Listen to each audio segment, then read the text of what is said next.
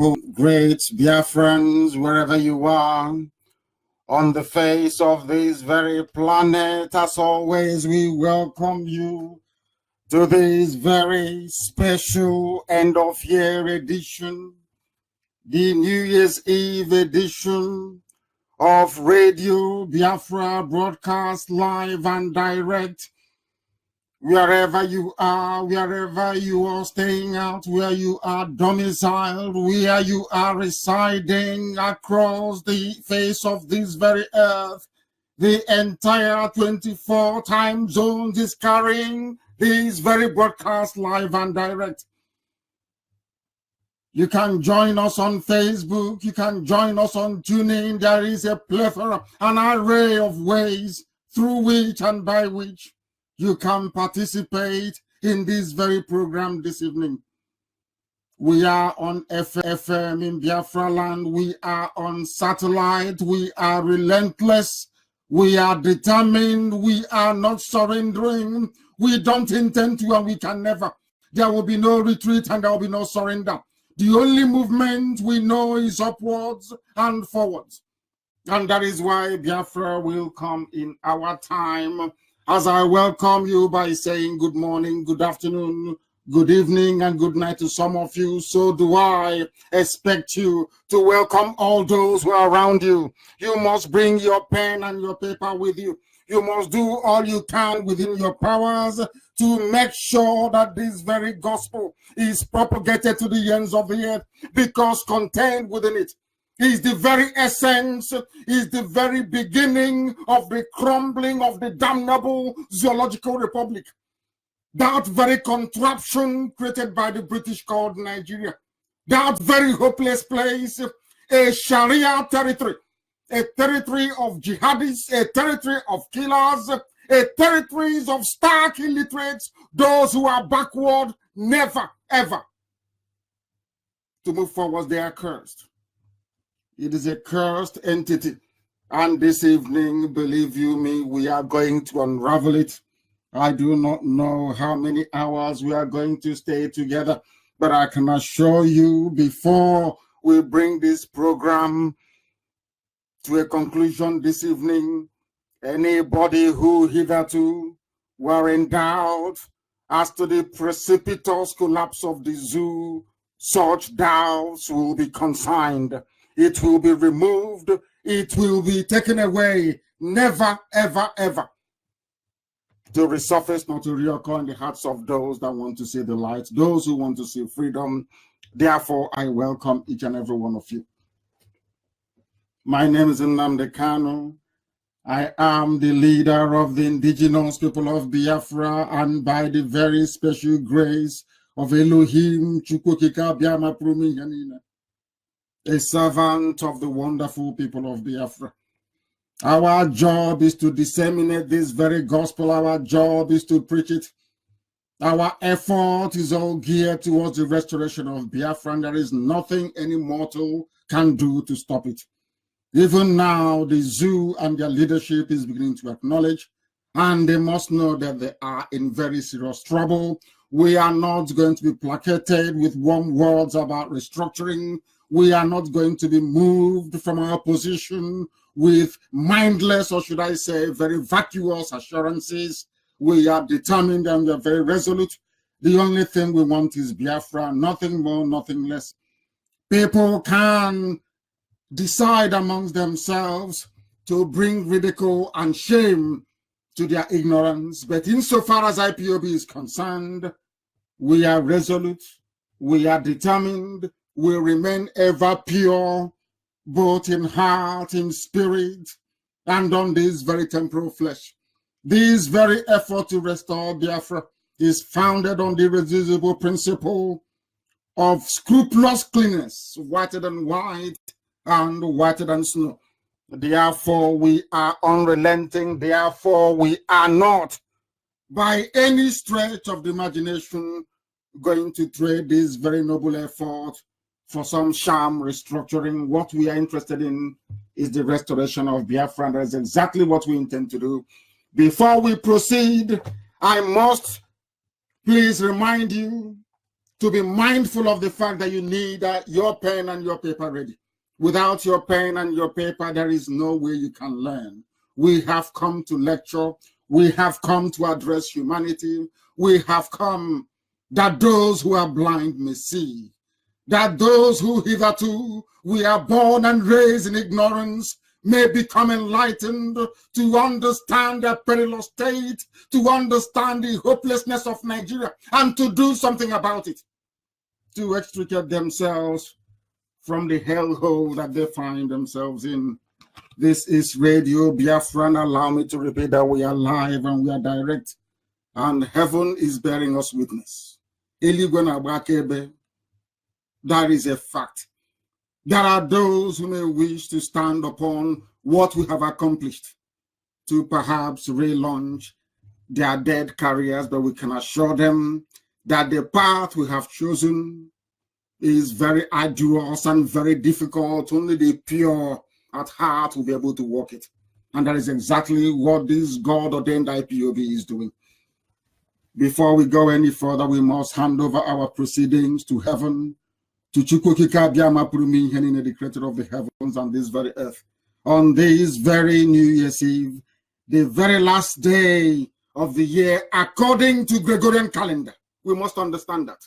What we are in for today is adhering to Gregorian calendar. It is not the calendar of the ancients. We must always remember that. They're all the same, considering that all the areas of the world touched, or should I say tainted, by Western influence is observing it at the end of the year, and by virtue we are obliged to do so. And we must pray to Chukwukika Biama, O Elohim in heaven, the giver of life and the giver of hope, you that have decreed that we will be alive in the land of the living to see this very day, not because we merit it, but because that is what only you have determined. We have come to the end of the year in the Gregorian calendar 2019. In all that we have been through, in all that we have endured, we give your name praise. We lift you up because there is no other like thee. In sickness and in health, we praise your holy name. In good times and in bad times, we adore thee. We remember those who are incarcerated. We remember those who were with us by this time last year who are no longer here. My parents amongst them. We remember those who have suffered, those who have lost limb, those who have lost a part of their body, those who are suffering, those who are in pain because of the restoration of Biafra. We are going through all this that your will may be fulfilled upon the lives of those that call upon thee morning, noon, and night, because we have no other than thee. There is no God elsewhere apart from thee. There is no other entity. There is no other befitting of praise and adulation except thee, O Elohim. You will listen to our prayers. You will deliver us from the hands of our enemies. You will hear us when we call upon thee. Although we mourn in our complaint and always complain and petition thee, because of the voice of the enemy, because of the oppression of the wicked in the zoo called Nigeria, for they cast iniquity upon your children, and in wrath they hate those of us that speak the truth. Fearfulness and trembling have come upon some of your children, and horror has overtaken us. And we continue to say, oh, we wish we had wings like a dove, then we will disappear and leave all this Biafra restoration in the hands of those who are not worthy. But when, O Elohim, we wander off in our thought, we are lost in the wilderness, for only thee can direct us back through the path of truth and righteousness, that we may seek thee with clean conscience and a pure heart, so that Biafra may be restored. We will, O Elohim, escape the wind of evil in the zoo. For Biafra you have set apart as your own. You will destroy all those that have sought to destroy us in the past. You will destroy all those who are seeking to destroy your children. And all those who are seeking to divide us into South-South and Southeast, Niger Delta and the East. O Elohim, so will you divide their tongues. For we have seen violence in them, and we have seen their cities collapse. Horror shall befall them day and night. They will not know they are going out, nor they are coming in. For mischief and sorrow will dwell amongst them, because they harbor wickedness, deceit, and guile. For it was not an enemy from the north that we should fear, but those who are born within, or those that bear our names, those who sit and work for the enemy. All their work will come to nothing, for they will be destroyed. For we have devoted all that we are unto thee. For only you, Elohim, is our hope. Only you, O Heavenly Father, have we sought refuge under. For the zoo will fall. Nigeria will be seized by death and destruction, and they cannot escape it. For you have heard our cries and our affliction. For you, only you, abideth by the word that cometh forth from your mouth. For you have decreed that Biafra will come. And so we know, we hope, we pray, and we tirelessly work towards the restoration of your kingdom upon the face of this very earth. Because the words of your mouth are yea and amen. For you have proclaimed Biafra, so shall Biafra come in our time. For only you, Elohim, shall bring down into the pit of destruction the damnable zoological republic, that very Nigeria, bloody and deceitful, that you shall destroy in the days of the sons of men, like in our time, that Biafra may come and your name exalted, praised, adored, and worshipped. Forever and ever we pray. He said, this evening, as I said earlier, if you do not have your pen and paper, you are missing a lot. This is a lecture, not just a broadcast, but a lecture. This evening, we shall attempt to tell you about the origin, the genesis of the jihadi movement you have in Nigeria today, this very evening, or morning, or afternoon, or night, depending on where you are. You will come to the full realization that Nigeria is so hopeless that any attempt to sustain it will lead to further bloodshed, will lead to the jihadists gaining more foothold in the south. It will lead to the utter destruction of our way of life. It will mean that we will no longer exist as a people. Anybody championing or carrying this very burden of the preservation of one Nigeria, I can assure you they are working towards your destruction as a human being and as a race of people. This is the context. What I'm trying to do this evening is just a context so you can understand it. I will try not to be too grammatical because our grandmothers are listening. People who do not say English as their preferred language of communication.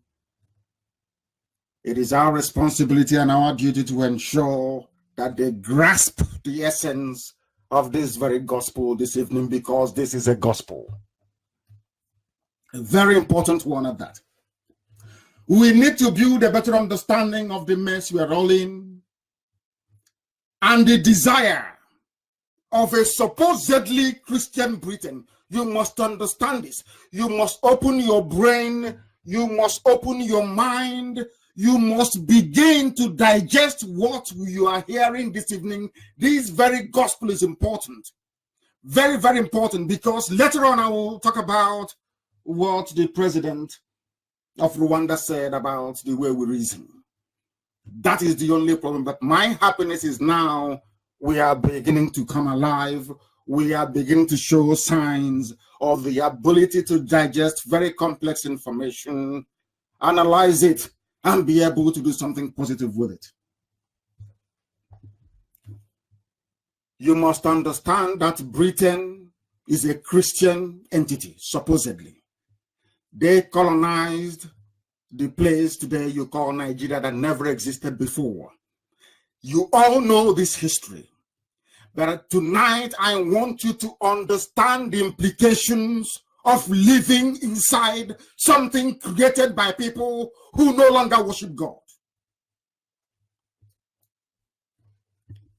What you're going through now in the zoo is a phase of slavery. It's very subtle, so you don't notice. It is the worst form of neo-colonialism.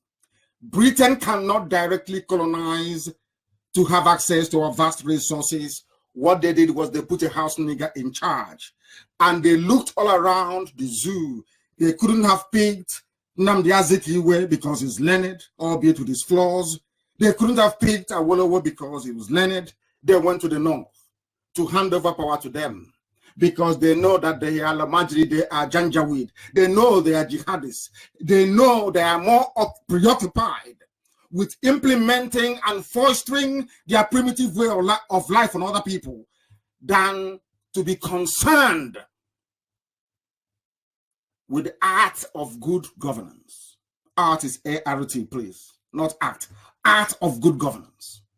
You can never get it from them. We are going through a phase of slavery, using illiterate Muslim Al-Majri in the zoo to hold everybody down in bondage. I give you a very simple example before we proceed very quickly.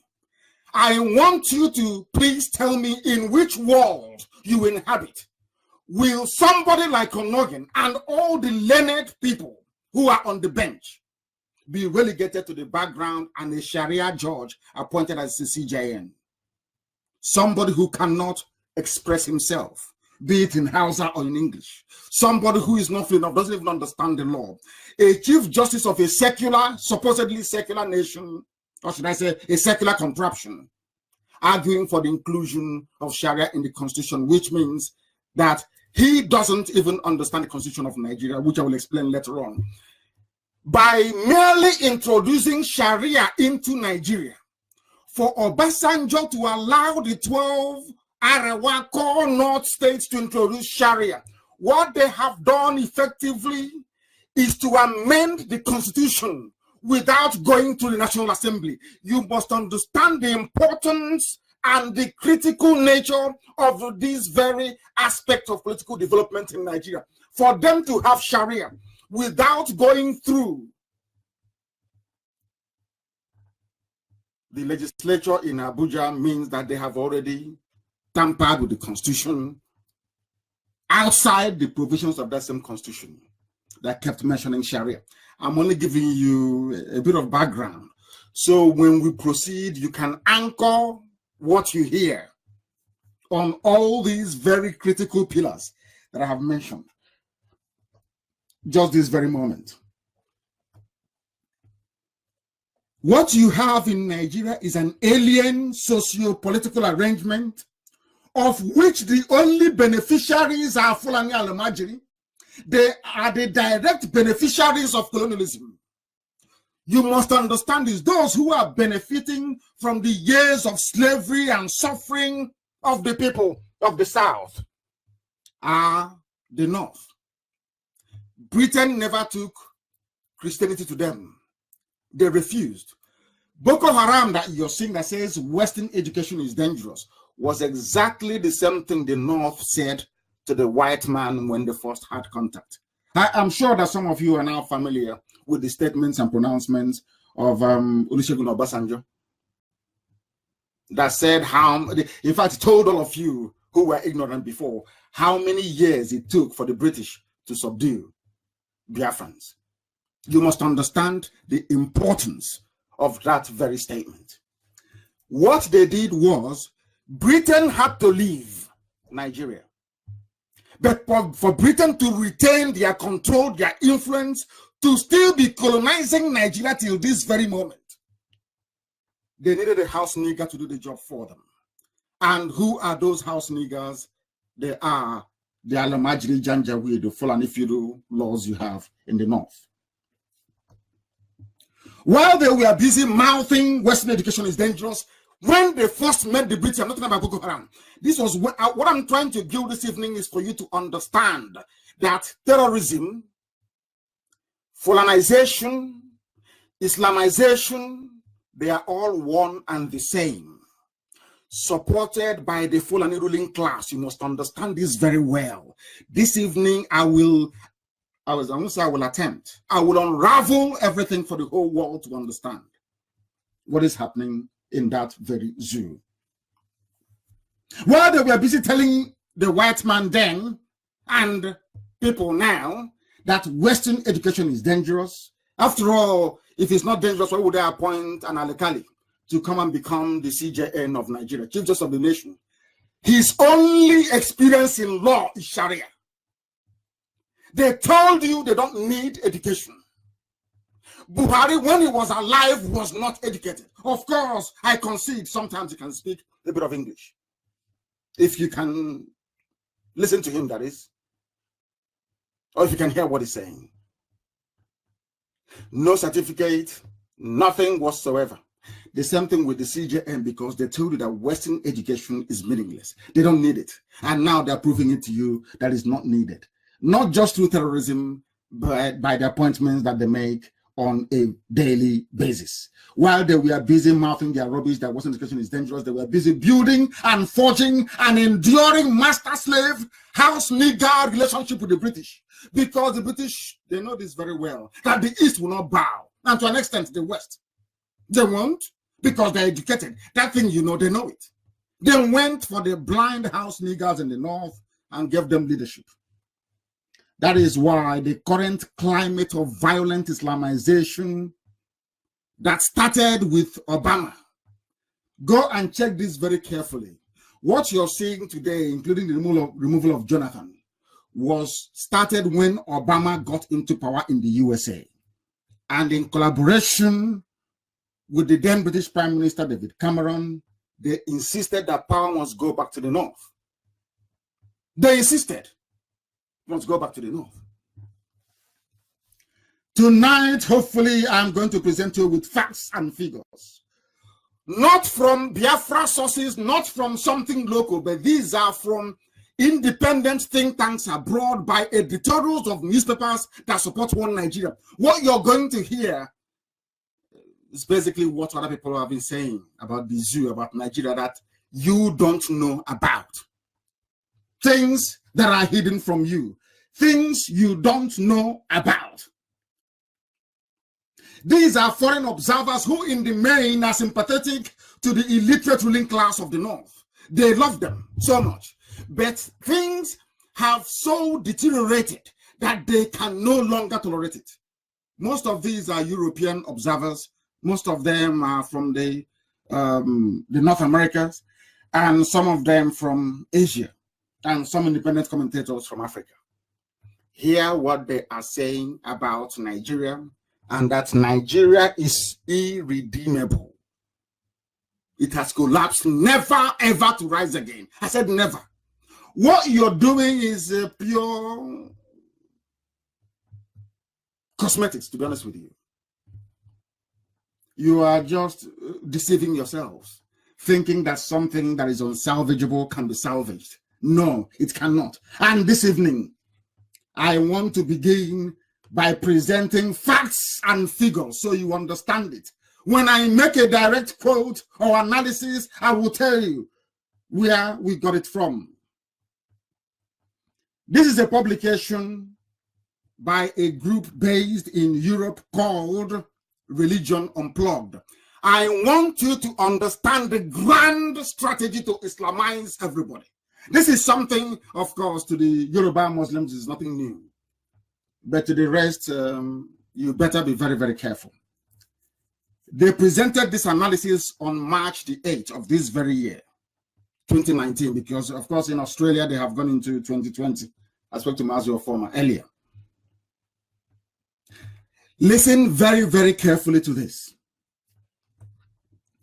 This is an analysis done by Religion Unplugged. Independent analysis from a European-based think tank. They said here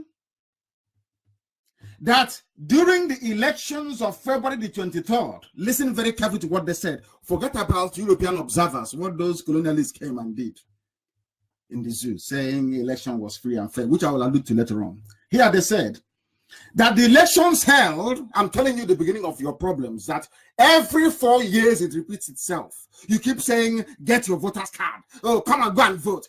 I'm telling you what the world is saying about that Fulanized system. INEX, anywhere you have Fulanis in power, there is always disobedience of rule of law, a breakdown of law and order, anarchy and fraud. Go and write it anywhere you find them. That is what you will get. The presidential and National Assembly elections held in Nigeria on February 23rd was characterized by violence, listen to it, violence, harassment, and malpractices. Now tell me how people can subscribe to a country where year after year, every 4 years, after every 4 years, you have the same thing. Since 1957. What is happening today did not just start, come by an accident. No, it's been that way with the zoo.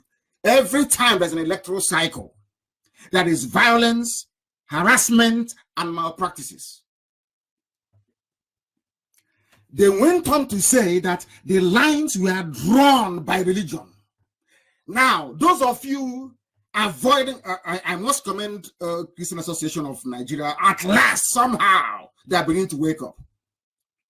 Here, international observers, people, think tanks, people who are learned and educated, people who are naturally sympathetic to the British line of argument that Nigeria must remain one. They are telling you that the elections were determined by violence, harassment, and malpractices, and that religion played a key role in it. Muhammadu Buhari's election to president was followed. This is happening in March. In March, remember, March of this year. They said that they feel that this regime of APC, of course, fronted by Jubril, they call him Buhari, that he has come to Islamize, in quote, Nigeria. March, independent observers, white people, outside the zoo, they are telling you that this man is coming to Islamize you. Now, the Nigerian Civil Society Situation Room, which is an amalgamation of 70 organizations, said that 260 people were killed in pre-election violence. Every 4 years, every 2 or 3 years, you have elections in the zoo and people are dying, and you don't sit down to ask yourself. This is why the West is far more advanced than any other race, I should say, or especially, or let me put it this way. Every other race is more advanced than black people. Do you know why? Because when something goes wrong, when they build a bridge and the bridge collapses, they bring in their engineers. They want to find out what materials were used in the construction of the bridge. They want to know if a robust feasibility study was done before the bridge was constructed. They want to know those that built it. They want to look at all the variables that led to the collapse of that very bridge. And when they build a new one, they will eliminate everything they feel contributed to the collapse of the previous one. That is the difference between white and black people. But when it comes to us black people, our mind is not rigorous enough to interrogate issues and get to the bottom of it. You heard that in 1999 there was violence, death, They called another election again in 2003 or thereabout. You voted again. Nothing happened until this very day. And the thing about Alamajiri is this: once they know that you don't give a damn about something, believe you me, it gets worse as the days go by. They are telling you that there are people we are killed. It didn't touch anybody. Now listen, they said the trend follows patterns in previous elections conducted by INEC. They singled out INEC for damnation. And who is running INEC? Let me ask you. He's a Fulani man. Fulani president, Fulani INEC, Fulani judiciary, Fulani House of Reps, Fulani Senate, Fulani Customs, Fulani Army, Fulani Police, Fulani Civil Defense, Fulani Customs. Only Fulani.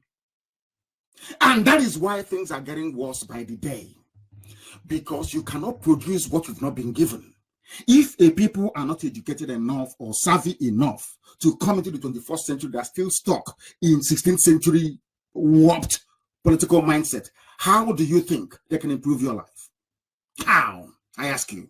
And they have set up a system and a structure so rigidly held down that even if you have something in your brain, once you go or walk into any office, you become like them. That's what they have done. Remember that in 2011, as many as 800, conservatively speaking, I'm trying to be conservative, verifiable figures, 800 people were killed in post-election violence. According to research conducted by Human Rights Watch. Why am I pointing all these things out? I want to establish a pattern of behavior in the zoo. I want to let you understand that those you claim are politicians, those you claim you're voting for, they lack the capacity to address the difficulties and the issues confronting you on a daily basis. In other words, Nigeria as presently constituted should not exist. I want to point out some of the perennial difficulties. I want to point out some of the entrenched problems in Nigeria that will never, ever, ever, ever go away. If you're looking for 24 hours electricity, if you want good roads, hospitals, it can never be obtainable inside Nigeria. It is impossible because there are certain factors welded to the fabric, to the foundation, the very fraudulent base of the zoo that you can never dislodge. Never, ever, ever. It doesn't matter how many times you pray. It doesn't matter how many times you prophesy. It doesn't matter how many degrees you have. It doesn't matter how much green and white fabric you've wasted trying to convince yourself that you're patriotic. It will never go away. The analysis I'm bringing you are foreign-based observers. No, the zoo, they cannot publish such a thing for you. Never. Because they manage the news very well. They know how to bribe Google. They know how to bribe Facebook. They know how to bribe people to do whatever they want them to do. Of course, money rules and money talks. I want you to understand that the cabal is prepared. The Fulani-controlled North is prepared. I'm telling you, they are more than prepared. 10, 15 years ahead of everybody else. Some of us are going to go to church today to be mouthing the usual rubbish. But there will never be any improvement in our living conditions until we learn how to reason properly like human beings. Until we understand that Nigeria is not sustainable. What I'm giving you are facts and figures based on independent analysis and study of what is happening in the damnable zoological republic, in that hellhole called Nigeria. Human Rights Watch. In 2015 elections, many people died. They said it was peaceful. How many? I don't like people dying. Of course, I hate it. I'm not a violent person. How many people died in USA as a result of, anti-Semitic attacks against the Jewish people? And it was reported all over the world. In elections, you kill 800 people, and a human being will write and tell the world that the elections were free and fair. Incidentally, most of you don't know this. Do you know that religion, Islam versus Christianity, was the undercurrent, was basically the undercurrent throughout the campaign of 2015, and even the one that you had early this year? They said that the result from, I'm telling you this to drive home the incompatibility of the various groups. I'm not saying Christian or Muslim, no. Once you return people back to who they are, to who they were before the British came, there'll be peace. The only thing that can guarantee peace, the only thing that can stop this from slaughtering innocent, defenseless Christians in the Middle Belt and in the South, is a return to the way we were before the white man came. And it is not. See, people keep telling you this nonsense. It's for the National Assembly. If we have a democracy, if you have any gripe, take it to your MP. I don't call them MP. Take it to your senator, your House of Reps member. But I'm asking the Fulani Janjaweed, the Alamajiri, when you change the constitution from a secular constitution, a non-religious constitution, when you inserted Sharia into the laws of the zoo, when you quite literally carved out 12 states in the north to say they are Sharia states, what do you think you were doing? Did you go to National Assembly? So when it comes to other people, they should follow the due process. Go to your senator, go to your House of Reps member, so that the chamber can debate it in Abuja. But when it came to your Sharia, you wanted Sharia so desperately that some people in the South are so useless and so ignorant, they don't know that effectively 12 Sharia states in the North have broken away from the zoo. They are practicing a completely different system. That is why they can go and arrest a man in a hotel saying he was found with 3 women. That is why you cannot drink alcohol. That is why those Janjaweed contemplated banning male and females from sitting inside the same Kekena in the North. You don't understand it. Some of you are too blind. When I say the thing, I hate them, we are too pompous, we say that. No, of course, I'm not saying that. What I'm trying to drive home is this, is that the way that you reason is flawed. That is why you cannot understand that when the Fulanis wanted something so desperately, when the jihadists in the North, we are so desperate for Sharia, they did not go to Abuja to ask anybody for it. They sat on their own, they decided, and they forced Obasanjo to implement it. So when somebody is telling you about Sharia, oh, you shouldn't do this, you shouldn't agitate for Biafra, you must go through the right channel being, let it be discussed and voted upon in Abuja. You tell them who voted for Sharia to be introduced in the North. Who voted? They willingly subverted the constitution of a country. Some of you don't understand the implications of this. It means that Nigeria is running quite literally without any set of laws, no rules. They do whatever they like. After all, why would they detain somebody who's been granted bail? Why would they do that? Because they don't believe in the law. If they believed in the constitution of Nigeria, that Abdul Salami, their own fellow Alamajiri, drew up and included everything they wanted in it,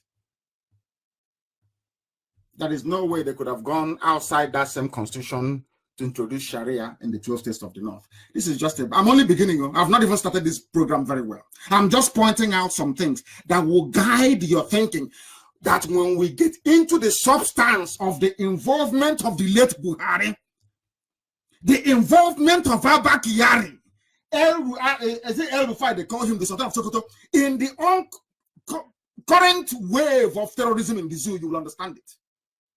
It's all Sharia planned and mapped out. All planned and well designed to deceive some gullible people. But you can't deceive IPOB, you can't deceive me. We are learned and highly educated. You can't deceive us. When they tell you don't agitate, you must go to the right. We're in a democracy. Ask that person, which channel did you people, you Sharia Northerners, which channel did you go to before you introduced Sharia in the 2000 North? Did you go to National Assembly? Did the Nigerian Constitution ever recognize Sharia? The answer is no. It mentioned it. It never said it is a way of life for the people. But you introduced it behind the Constitution. Now, when we agitate for Biafra, you say, oh, why don't you go through National Assembly? Did you go? All this Alamajiri, I'm asking you, all the Janjaweed, did you go through the National Assembly? I'm saying this so that people in the West, the more moderate, reasonable people in the West in Yoruba land can be able to reason and understand what I'm saying. I don't hate anybody, but I hate fools. I can't stand people who cannot reason very well. So you're telling me it's good that one law operates for the Janjaweed, the Alamajiri in the North, and another law for people in the South? Is that what you're seriously saying? Is that what you're seriously saying? We are going to Biafra and nobody can stop us. It is they know it. Abba Kyari, who is currently forget all the nonsense, Jubril, all the makeup they put on his face, he will come out. One day his ear is cleft on the right, the other day is on the left. Nobody knows what he's doing. No. And we know that Abba Kyari is the one running the zoo with the help of the input of the cabal from the North. We know. And they are determined. They know this is their opportunity. If they miss it, they know that if the presidency were to come to the South, that they are finished. They know that very well. There will be structural reforms that will put an end to their reign of terror. That is why they will hold on for their dear lives, counting and hoping that Britain will support them. Let me also point this out. It took Britain over 30 years to overrun Biafra land. What makes you think that ordinary Alamajiri who cannot read or write can defeat us in 3 years? Just ask yourself that very simple question. Britain fought Biafra for nearly 30 years before they managed to subdue us. Do you seriously think that in a straight fight between Biafrans, Fulani, and their allies in the North, that they can defeat Biafra? Do you seriously think so? That is why they ran to Saudi Arabia, they ran to Egypt, they ran to Britain, they ran to Russia. All these countries fought against, including OAU, fought against tiny Biafra. And we held them for 3 years. It was what I would call the Third World War. That is why they don't like talking about Biafra in all the political offices of the world, because they are ashamed of themselves. They know what they did. When I hear Alamajiri talk about the war, I feel sorry for the fools. Did you fight any war? It was the Egyptians who were flying your airplanes. Did you fight any war? All the logistics were provided by the British. The British ensured there was air, land, and sea blockade. When the Red Cross went to London to go and withdraw money to feed starving Biafran children, the woman was arrested and detained by the British government. Harold Wilson said that he wants more people dead in Biafra land than in the Holocaust. You think you fought us? Fulani will say, remember the war. Did you fight any war? Junaid Muhammad, did you fight any war? Amda Abdullahi, did you fight any war? Did you see war? In all the, should I say, some of the theaters of war that we've had in recent times, including the ECOMOG missions and all the rest of it, how many Fulani people were there in the front line fighting? Buratai that you see today, has he seen battlefield before? Buratai, the chief of army staff. That is why, because he's never seen war before. He doesn't understand what a soldier is supposed to do. That is why there are in marketplaces harassing women who are selling crayfish. He's not a soldier. No genuine soldier will go to harass civilians. The reason why you have dictatorships in Africa is because their soldiers don't even fight wars. All they do is harass. Look at Ethiopia that's fought a war before. How there is freedom and progress, because soldiers know if you call them to go and kill, they will tell you no, they will not go. They have seen war before. You have Alamajiri in the North. They have never seen any war. The only war they have seen is to fly their helicopter to Kuje to make sure that I'm in prison. The only war they have seen is coming to Biafra land to kill unarmed protesters. The only war they have seen is to come down and massacre people who are praying. Because Britain is supporting them, because Britain is covering their backs, so to speak. Daddy Britain is there. They can do whatever they like. Abba Kyari can do whatever he likes. Britain will protect him. Because it is in the British interest that a Fulani man is in power.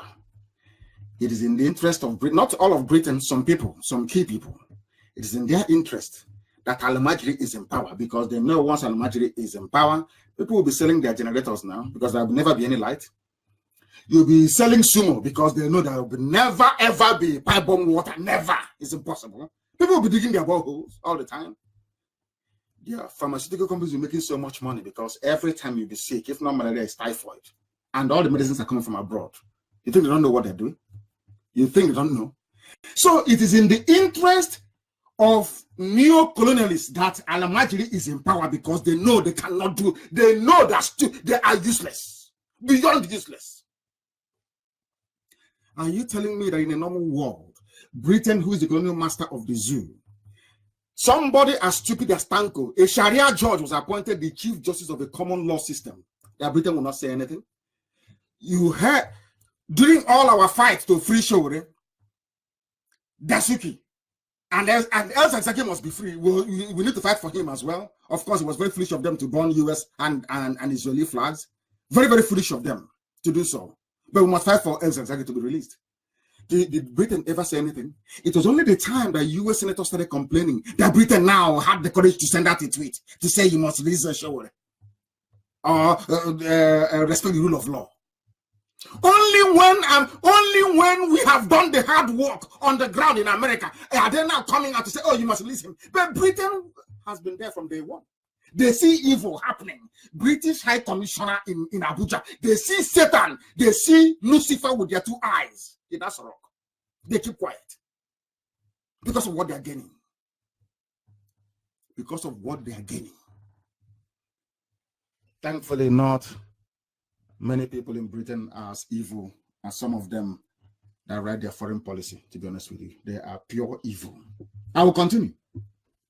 Religion has been there from day one. It's not going to go away. They said that the population is half and half, 91 million Muslim, 91, rubbish, pure bunkum.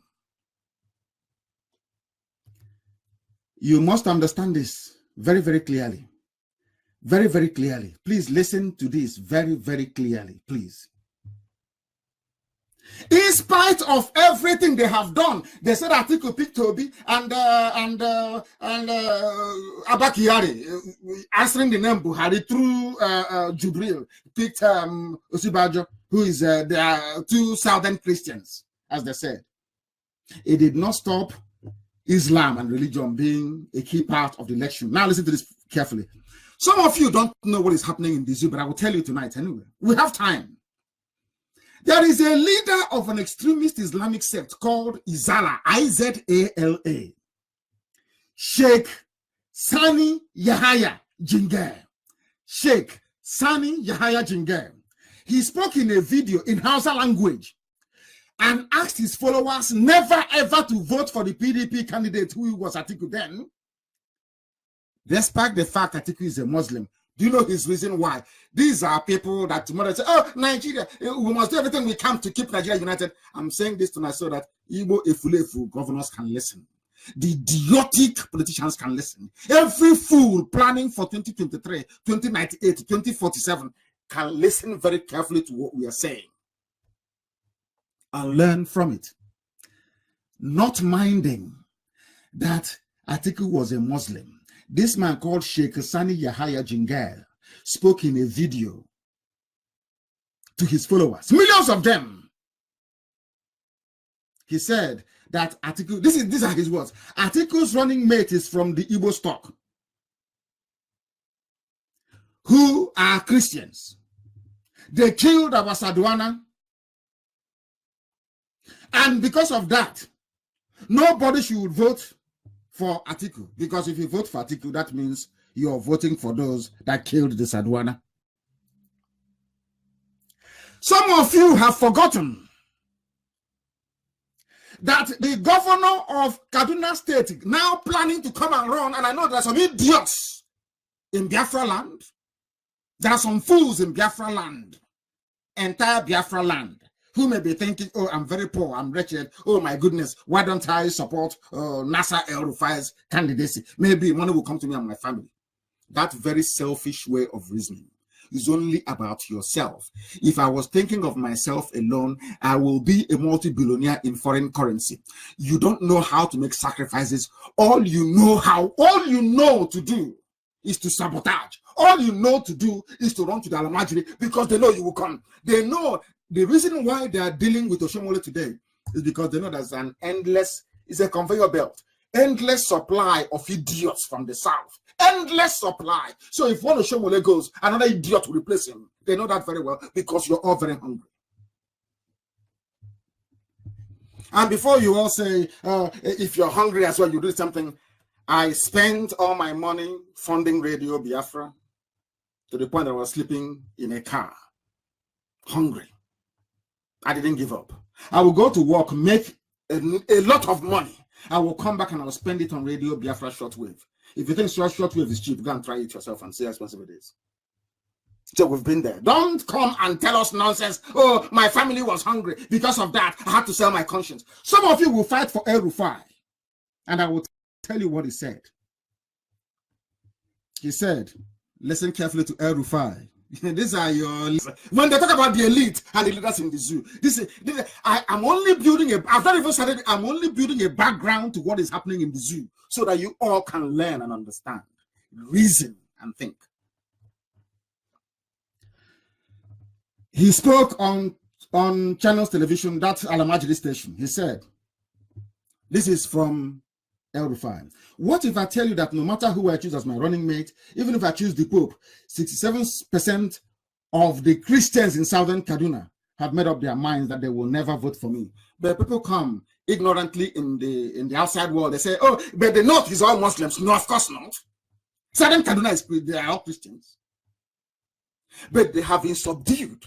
The mistake that these people, Southern Kaduna, the mistake they keep making is that they keep thinking that Biafra is against them, that you Biafra go, they will suffer. No, you are making a grave mistake. Biafra is your redemption. Only Biafra, I'm telling you the truth, only Biafra can save people in that very zoo. Only Biafra can. Nothing else will.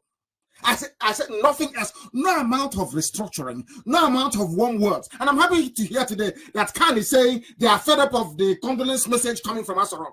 They are tired. Anytime a Christian is killed, there's a condolence message. Rubbish. They are tired. What is the solution? I want people to sit down this night or morning or afternoon, depending on where you are, to actually contemplate what the solutions are to the problems. Not just lamenting, but what are the solutions? The only solution viable is close your eyes and think of how we were before the white man came. The people that put us in this mess is the British. And it's a good thing that actually the French government have come out to say that colonialism is evil. It's the British. And because they see themselves as God, you know, they are very proud, they are God. We went to Africa, you know, those dumb monkeys, we created nations for them, and they are there. Nobody should touch the boundaries, it should be that way. Who told you that? Southern Sudan broke away, albeit there are teething problems there. Eritrea emerged. And so will other nations emerge. Now, if it is the wish of Eritrea in the future to go and join Ethiopia in a bigger, wider, whatever country, it is their prerogative. Give it to them. That is the essence of democracy, to ask the people what they want. Isn't that what we're asking for? Isn't that what we're asking for?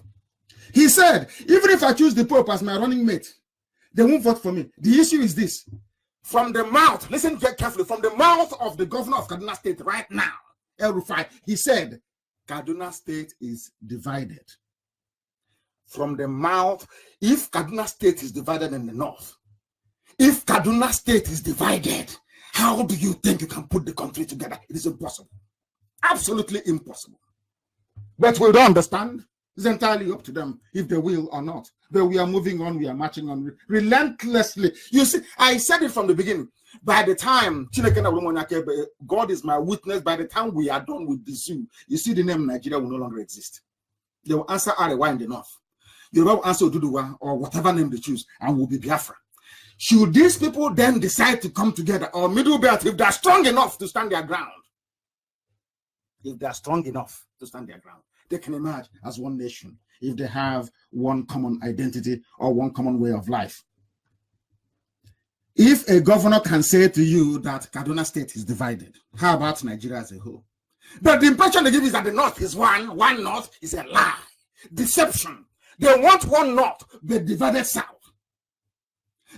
Midwest, Niger Delta, South. But in the North, they are all one North. Despite the fact that in Kaduna, you won't believe this, in Kaduna State, Christians outnumber Muslims in Kaduna. I'm not talking about Christians that came from elsewhere, from Biafra land to reside in Kaduna. No, indigenous people, southern Kaduna, there are more Christians than Muslims. You don't have such dichotomy anywhere in the South. But they give you the impression that the South is divided. No, that from the mouth of the governor of Kaduna State, on Channels TV, he said that that Kaduna State is divided. Apart from Governor El Rufai, these people also recognize that Buhari had an agenda to Islamize Nigeria, even during the campaign. One who were saying this, you didn't listen, but of course, the good thing is that it's good to be underestimated in life. If they knew how far we would go in the pursuit of Biafra under IPOB, oh my goodness, they wouldn't have let us get to where we are today. They thought we are miscreants, we are wheelbarrow pushers, they are touts, they are all those sorts of names. And the more names they call us, the more enthused, the more energized we become. And what we have done is to undermine them, and we'll keep doing it. That by the time the zoo is crumbling, it won't come to Britain as a surprise. They will see that the morons they handed over power to in the North are as useless can be. That's what we're trying to do. We are trying to say that, okay, if you're not happy with our agitation for self-determination, let us show you what they're doing in Nigeria. We will expose Nigeria to the world, and that's what we're doing. We've only done about 9% of the job. Only 9%, and the whole place is crumbling. They're not talking about restructuring because of IPOB. They know they're dreaming. They're wasting their time. The only solution is Biafra, and they understand it very, very well. Outsiders are telling you that the country called Nigeria has an Islamization agenda. Remember what Femi Adesina said, that anybody claiming that the administration has an agenda to impose Islam on Nigeria is false and wicked. That the objective is to stoke up religious division for political gains. But you had El Rufai. Here you have somebody in Asurok talking rubbish, but El Rufai said that his own state is divided along Christians and Muslims. They don't see eye to eye. Do you see the confusion that reigns at the heart of the zoo? You know, some of these Pentecostal pastors, I know that some of you will hopelessly and foolishly go to your crossover night and all the nonsense that you call it. Some of these pastors don't allow you to reason. They don't let you reason properly. I'm telling you the truth. Only if they can stand and speak and stand on the truth, you will see what will happen in the zoo. In Adamawa State, again, there is a substantial Christian population, but some of you don't know this. Adamawa, I think that's the state of Atiku Abubakar. Over the last 4 years, listen carefully, 4 years, over the last 4 years, Muslim Fulani jihadists, that is what they call them. This is an international organization, a think tank. They call them Muslim Fulani jihadists. They have destroyed Christian communities in Adamawa State. And I understand the reason why somebody from Adamawa may want to say to IPOB, oh, don't have Biafra, we want one Nigeria. Because they think that, even the Yorubas as well, they think that if they have Biafra in Nigeria, is safer for them. At least not all of them will be killed. They are thinking, look at Christians in Adamawa, they are thinking that, oh, if Biafra should go, then their life is over. Quite literally over. Because the Muslim Fulani jihadists will kill all of them. But we are saying to them that Biafra will defend them. We will defend every Christian, wherever you are, inside Nigeria. What Trump and Johnson needs to do, because since they've come out to say, oh, we'll defend Christians, don't bring American soldiers. Only a free Biafran nation can do it. And I am saying to Christians in Kaduna, Christians in Adamawa, Christians in Niger, in all the Christian states of the Middle Belt, your only guarantee, the only way you can remain the way you are is if Biafra comes, or else forget all these warm words. We will fight for you. You'll be dying. You are being slaughtered every day. Nobody will save you. That is why Christians in Kaduna, in Adamawa, you must support the emergence of Biafra. Only Biafra can save you. Do you think we will stay in Biafra and allow them to? Of course not. And once there is Biafra, this Fulani madness will be cured overnight. It will be cured. As long as Nigeria remains one, they'll keep killing. They'll keep driving their cattle into our farms. One of our mothers today was raped to death in Ebonyi. They were caught. He said they only did one round. Have you seen the news? When I was saying that they're raping our mothers, did you believe me? When I said that what Umahi is doing in Ebonyi is the same thing that all of them do, because you don't listen very well, it will lead to the destruction of our way of life. None of you didn't listen. He said no, he's stoking, he's causing problems. And I want to assure Asarok tonight. You see, the testimony of the family of the rape victim in Ebonyi. You see the coverage in Sun newspaper and all the rest of it. Be rest assured, every frontline politician in the world will receive it. Let me see how you're going to lie through your lobbying firms that this very information is propaganda. The family is there, they've been interviewed. We have all the records.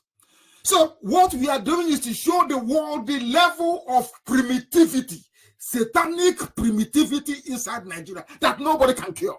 If these people can hide the death of Buhari from everybody, if they can try to deceive all of you cowards in the zoo, cowards who are calling other people cowards, you wretched cowards in the zoo called Nigeria, if they can deceive you and tell you that young man is Buhari and you believe you me, you have no redemption. You have no redemption. Your lives are over. Go to the same church now, do Tarry night and all that nonsense. You come back the same year, no water, no electricity, no good hospitals, no good roads. The same problem, even worse next year. But at the come New Year's Eve 2020, you still go to Tarry night. Talking, you people, you make me sick, absolutely sick. That I went to US, and one of our mothers said to me, I shouldn't speak out of turn before I annoy Elohim that sent me to do this very work. If not that I was sent to do this work by God Almighty in heaven, I am telling you, I will have nothing to do with. Some of you know me, I don't have any friends. What am I doing with your stupid friendship? People who cannot listen very well. The same thing you keep doing day after day, week after week, month after month, year after year. No improvement, you keep doing it. If you're lucky and you get a job, you say, oh, it's because my pastor prayed for me. When people are dying, they are slaughtering you every blessed day. Every blessed day, they are slaughtering you. It is unbelievable. Some of you will remember the former Speaker of the House of Reps. His name is Yakubu Dogara.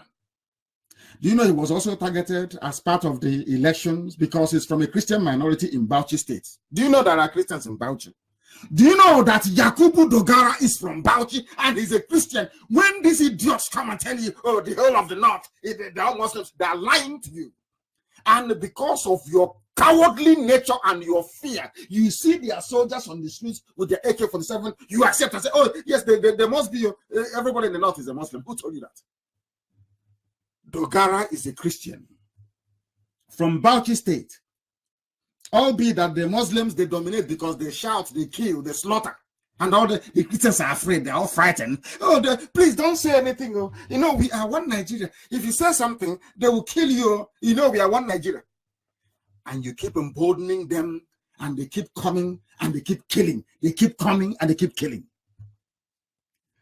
Now, listen very carefully. There is a man called, he's a professor, Al-Majidi professor, Professor Salisu Shehu. He placed an advertorial in Daily Trust newspaper ahead of the last elections in the zoo in February of this year. A full-page advertorial. Do you know what he said? He accused Dogara of neglecting Muslims who were displaced in the state after sectarian violence. You know what they do? As we are trying to stop them in Ebonyi State, they come in, they bring Al-Majidi from outside. They start a war. They start killing people. And once the army come in to say, oh, maintain peace and order and all that rubbish, They don't say, oh, we are homeless, so put us somewhere to live. But before they started or they instigated the violence, they were in Kanu, they were in Katsina, they were in Sokoto. They now brought them down to come and occupy people's towns and villages. And Dogara said, no, the Muslims went to work. Now, this is what one of the paragraphs in the advertorial, what I'll read it for you. It says here, this is from a Professor Salisu Shehu. For your information, before the 2011 crisis, there were 3 Jumau mosques and 45 daily prayer mosques in Tafawa Balewa Township. No work, no school, they don't do anything. 45 daily prayer mosques and 2 Juma mosques. I am sure you may know those figures, but I have no doubt that you know for sure all of these mosques, except the one at the police divisional office, were destroyed and ruined by the people of your faith. The question is, why do you fail to include at least even the central mosque of Tafawa Balewa in the list of mosques you want to renovate? A politician is not going to renovate a mosque with government with the constituency money given to him. That is what is happening in the zoo that some of you do not know. The objective of placing this advert in the newspaper, and you must know that Daily Trust is a Muslim Fulani Janjaweed Alamajiri newspaper. You must know. If you don't know that, then you're sick in the brain. Daily Trust, you know, is a Fulani paper. They are there to promote Islam, to promote anything that will keep Nigeria one, to allow the jihadists to keep coming. The only day they will rise up and tell you to hell with all of you and raise their green flag is the day they have succeeded in sacking the last villages in the coastal reaches of Biafra land. Any day they get to Bonny and they pick up everything and start building their Juma mosque and their daily prayer room, you will see they raise their green flag and say to hell with all of you. Now, we are sounding, as I've been saying before, every prophecy, every prediction has come to pass. Almost all, bar none, have all come to pass. What did some of you do with it? What did you do with it? They will go and they recruit some idiots, disgruntled fools, chased away because of their hunger. And some other idiots cloned accounts with Igbo names and be talking rubbish. And some of you are busy responding to idiots who don't exist. Feel sorry for some of you, honestly. We are not going to go into what some of our people said, but we know what became of the zoo. SERAP, which is a group, I think is one of the socio-economic rights and accountability project. All they do is just send a letter, isn't it? All they just send a letter. They said it's important to send you this message that electoral-related violence, intimidation, and killing will not be tolerated under your watch. Who is going to police this pronouncement? Every time we are tired, we won't tolerate this. That is not going to happen again. It keeps happening. Today, they have raped and killed one of our mothers in Ebonyi. If we retaliate tomorrow, they will go and they'll run to America, they'll go to Britain. Britain will be the one to tell America, can't you see? IPOB is violent. They killed people in Ebonyi. Can't you see they're violent? But when they raped and killed one of our mothers, nobody complained.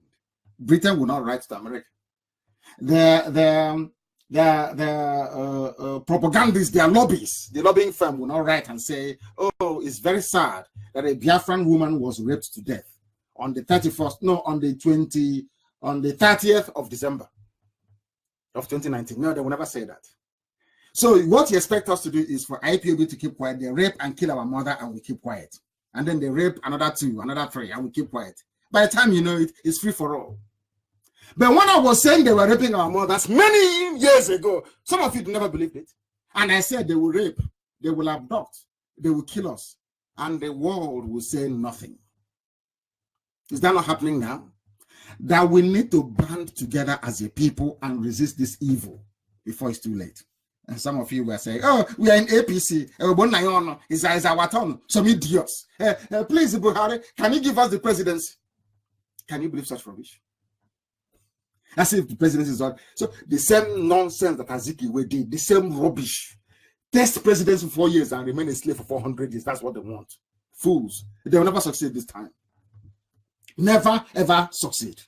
Now, some of you do not know what Sharia is doing in the zoo, but we will proceed. These are the Sharia states, Sokoto, Kebbi, Niger, Zamfara, Katsina, Kanu, Kaduna, Bauchi, Jigawa, Yobe, Borno, Gombe. They have effectively removed themselves from the Constitution of Nigeria, because there is nowhere in the Constitution of Nigeria or its amendment where it allows for Sharia. And this is the launch pad of 4 terror groups in West Africa.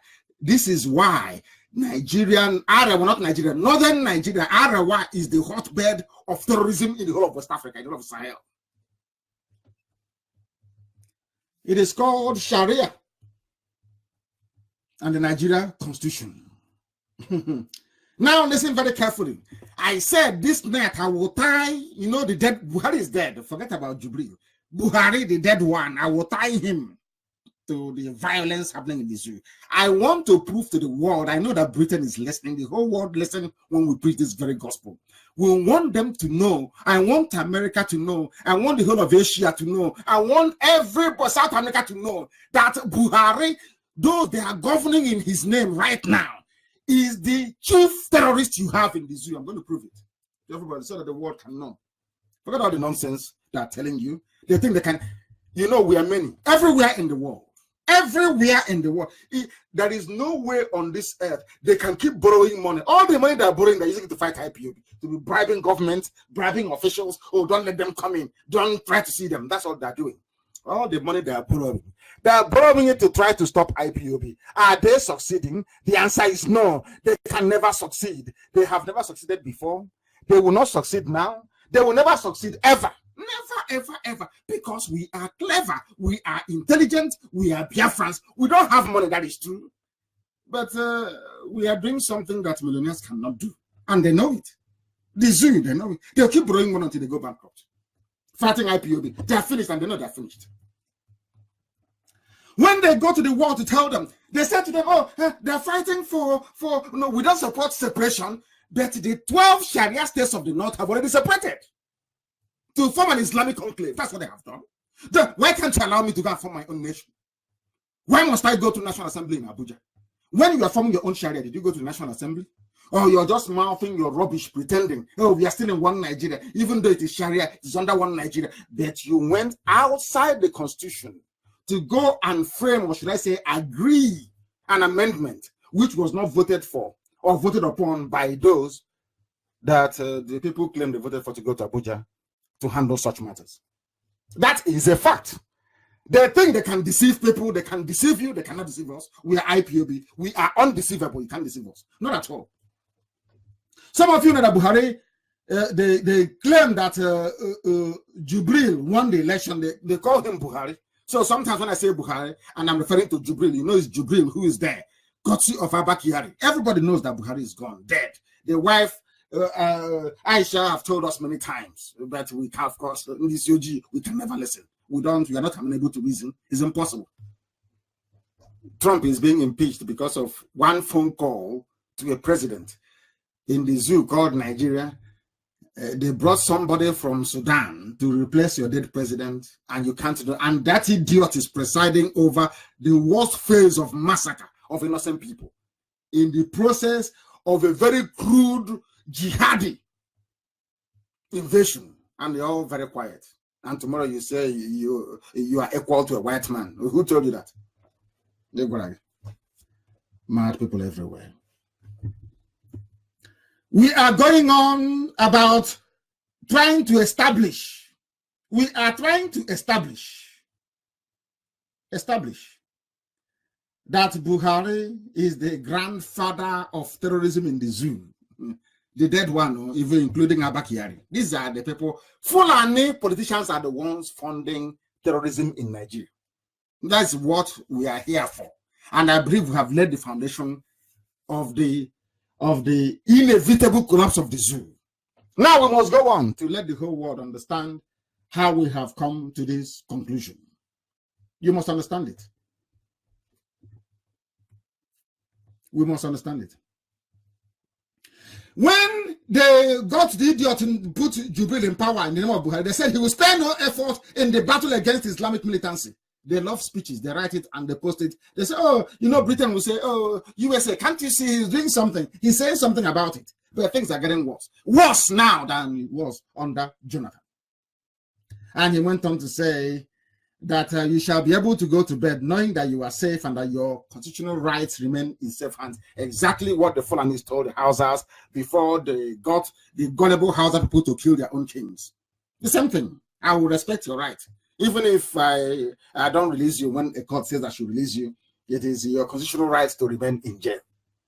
And some of you are jumping up and down, clapping for him. Very, very sad indeed.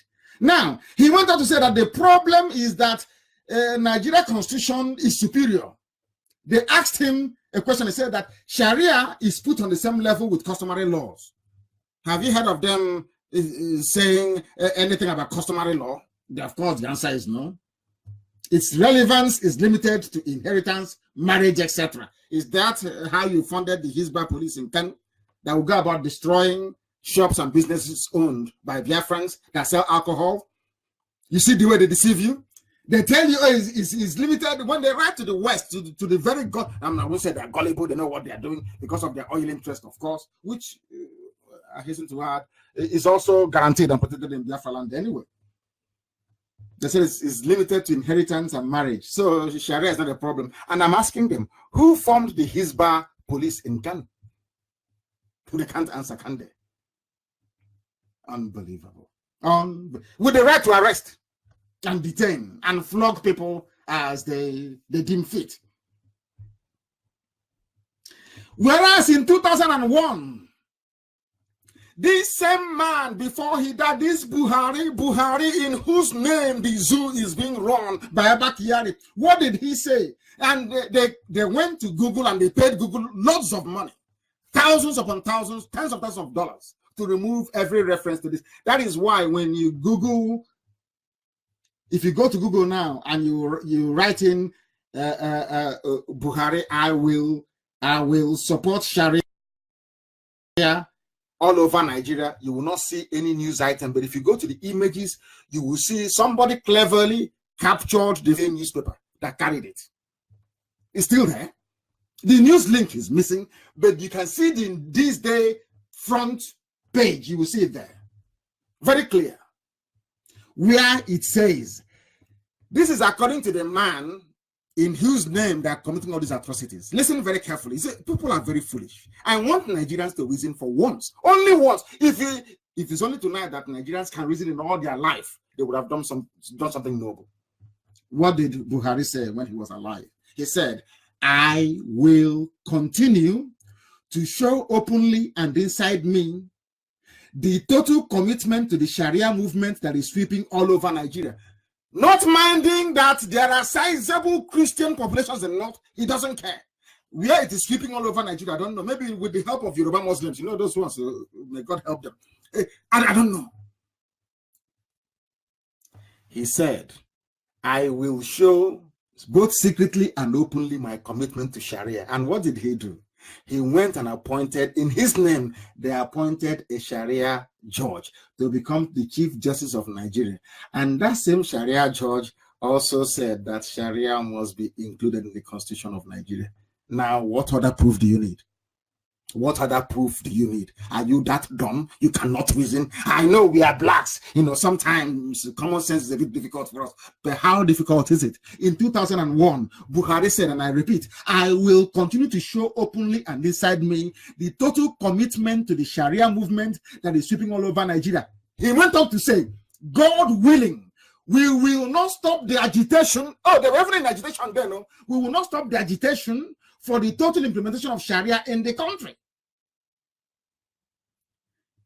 He went on to say, Sharia is a legal responsibility which God has given to us within the context of one Nigeria to continue to uphold the practice of Sharia wholeheartedly in one Nigeria. Are you listening?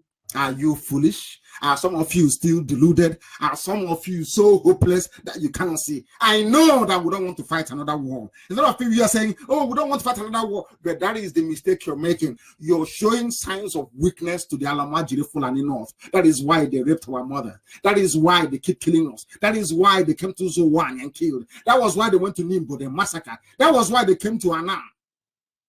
Because you are telling them that no matter what you do to me, I will never fight back. If you slap me on one cheek, I'll turn the other one, you slap me as well. You can rape my mother if you like. You can abduct my wife if you like. You can abduct our children if you like and hold them captive forever. We will do nothing. Nigeria will be one. Do you see how stupid you sound? Do you see how stupid some of you sound? The same man that some of you are jumping up and down, he's a general, he's this. He was the one that said, I will Islamize you. That's the meaning of it. He's only using Sharia to cover it up. What is the meaning of Sharia? They agitate, they're in agitation. Nobody called them terrorists. Nobody went and shot them dead. Nobody massacred them. Nobody. They are in agitation. But IPOB agitation is somehow bad. To the British, it is very bad. But when Buhari was agitating for Sharia, Britain said nothing. When the 12 states of the North broke away to form their Sharia, Britain, the granddaddy, the creator, the messiah of Nigerians, they said nothing. Absolutely nothing. Absolutely nothing. Now you understand, don't you? Now you do understand. They say I insult them, but I will insult because if you're, I don't feel sorry for myself. I am also included. Until Biafra comes, I will continue to be hard on myself. The thing about black people is, I call it the Democratic Party syndrome in America. Everybody knows in the US that it's only the Republicans that can help you become the man or woman you're destined to be, or to become, so to speak. They know that very well. It was the Republicans that fought against slavery. It was Republicans that actually made it possible for the father of Condoleezza Rice to be able to vote in the South. Who were the godfathers of slavery in America? It's not the Democratic Party. These Democrats you're saying, it's them that. So some of you don't even know this. It's the Democrats who are the slave owners, slave masters in America. It was Republicans that were fighting to save black people. But look at the way they turned history upside down. The same thing is happening in the zoo. The people who have come to kill you, you embrace them. Those fighting to liberate you, you jettison and you reject them. Unbelievable. Go, even Guardian newspaper carried it. Go and Google it now. Nobody can accuse Guardian or This Day or any of the zoo papers or Nigerian papers for supporting Biafra. No. Go and Google now as I'm live on the air. Buhari calls for Sharia in all states. Google it. Buhari calls for Sharia in all states. It was carried by the Guardian newspaper. And Guardian is as conservative as they come, isn't it? They support one Nigeria is owned by somebody from Edo, so they want one Nigeria so that the brilliance of Biafrans will not, put them to shame. Or some of them, I must say.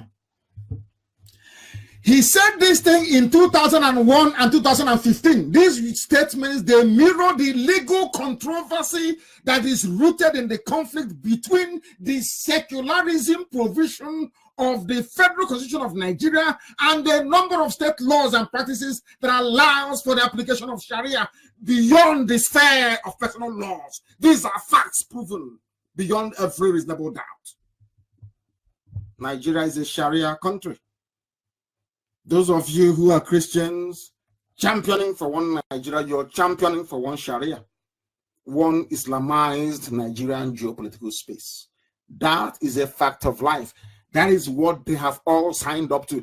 That was why when Buhari died, they thought to themselves, oh my goodness, how are we going to continue this our agitation? They said, let us go to Sudan and get somebody to replace him. We found somebody who looks like him. And what happened to those two people who recruited Jubril? Today they are dead. Are they not dead? They're dead today. So they will not say. And they used, because Tinubu wants to be president of Nigeria, they used Tinubu's influence in the Yoruba land to convince their media to support what is in essence evil. When they were saying they were doing the fact check against the scientific evidence presented, I didn't know it was a Yoruba boy who was writing it. AFP contracted a Yoruba boy to write a fact check to say that what we said about Jubril is not true. A Yoruba person. And where are they today? Now they have realized that they're dealing with a monster. That monster is not Buhari's Jubril. The real Satan is Abba Kyari. You see all these things. At the end of the day, they will do all they are doing. They say, oh, now Buhari is dead. We are bringing him back. According to custom Islamic laws, you cannot see him. They will put something in the ground and tell you it's Buhari. They've buried him. Watch and see what is going to happen. Unbelievable. Zoo.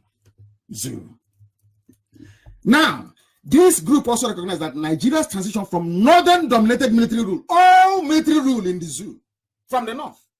All the time they have been, it's always from the north.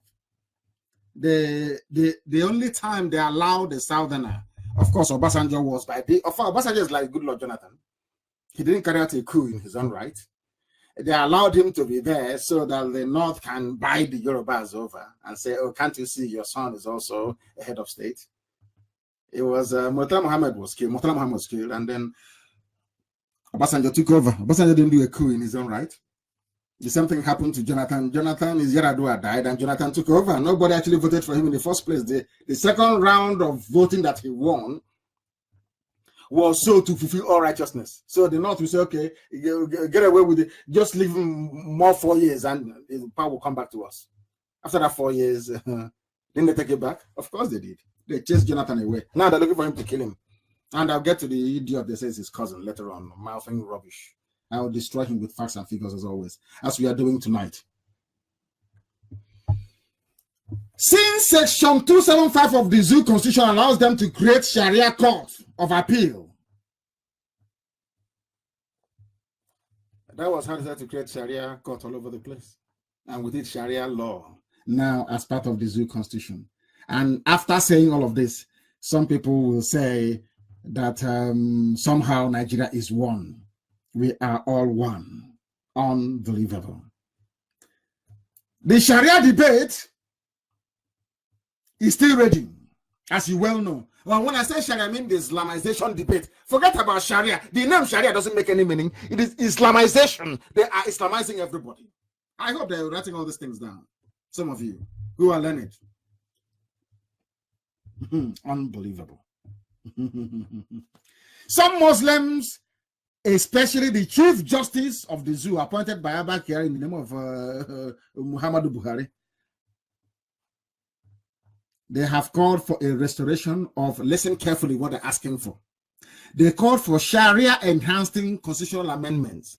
So listen to, people should write this down, please. And I'm sure that our deputy will make sure that this program is sent out in 4 parts, in 4 1-hour parts, so that the world will understand it. Listen carefully, please. And those I didn't warn you. This is New Year's Eve broadcast. What Tanko Muhammad is asking for is a Sharia enhancing constitutional amendment, including restoration of, listen, sub-unit political autonomy to the level attained in the First Republic, which was what Ayo Adebanjo was asking for. Allow people, listen carefully to this, allow people to go back to how they were in the First Republic, which is the North, the West, and the East. But Al-Majri said no. Fulani said no, we won't have that. We'll have this unitary system that is now, but within it, we are going to allow sub-autonomous Islamic enclaves to emerge. They want to grant unlimited jurisdiction to the Sharia Court of Appeal. And they also want a broad constitutional recognition of Sharia as a legal, listen, and ideological system of its own, as an alternative or co-equal with the imposed Western legal and ideological system. Now take it to the bank. That's what's happening in the zoo. They want to bring in Sharia. That was why they brought in Tanko. They want to bring in Sharia and speed up their Islamization process so that they will get to a point where all the things they have done will now be irreversible. Are you following? Are you following? That is the reason why when Buhari died, they cried and wept and said, what are we going to do? Somebody come up with the idea, let's go to Sudan and bring somebody. And that's what I have done. And after expensive surgery and makeup, the idiot appears once in a while. They coach him, he talks, and he disappears. No live interviews, no difficult questions, absolutely nothing. Unbelievable, isn't it? I want you to record this. What Tanko is asking for is a restoration of sub-unit political autonomy, Fulani autonomy. So all the areas you now have Fulani headsmen camping, they will have political autonomy. They will have their own emir. They have their own sarki. Before you know it is all over for everybody. I mean, absolutely everybody. But that wouldn't stop you from going to your useless local church to go and mouth rubbish, isn't it? Your land is going. Our mothers are being raped. Things are being torn to shreds. The man in whose name they are running the zoo, Muhammadu Buhari, came out and said, nothing can stop our agitation for Islam. Nothing can stop agitation for Sharia. And some of you are there, lazily sleepwalking into eternal damnation. Now, do you understand it? Now, do you understand? Everything I tell you is gospel, pure gospel. Take it anywhere you like. It is gospel, pure gospel. Now they understand. Now they have done all they can and will continue to do to make sure that they enslave you completely and totally. Now I have told you what they are planning to do to you. What they are planning to do to you. Even some people even asked. The same these days newspaper asked in 2014, is Buhari a fundamentalist or demagogue? Go and read it. The thing is that all these facts are there for people to make up their mind. But the Yoruba people, because of Tinubu and because they want presidency, to spite the evils, somehow, will support him. They do what they call long-term political calculation. If we support this man from the north, he gave it to a passenger, so they will also give it to us again. Now you understand. Instead of doing what is right, they say, oh, everybody, you have to fight for it. You have to sell your own candidate. People who can reason. They are the so-called elite. They are sensible, they are intelligent, but you can see how wasted they all are. He called for total Sharia in Nigeria in 2001. He made this statement in BBC Awasa Service. No, sorry, it was what's the name of that program again? No, it was not BBC. What's the name of that program again? I've forgotten. I'm sure somebody will tell me in a minute, but I'll tell you the exact time. 9:32 in the evening, 21:32, 27 of August 2001 was the day that Buhari called for total Sharia in Nigeria. So when you see Boko Haram asking for enthronement of Sharia, when you hear ISIS in West Africa asking for Sharia, when you hear Fulani headsmen asking for Sharia, when you hear Al-Qaeda in the Maghreb asking for Sharia, when you hear the Chief Justice of the Federation, Tanko Muhammad, asking for Sharia, the game is over, isn't it? Isn't it? I'm giving you the date, the time. Buhari said this 9:32, which is 28 minutes to 10 p.m.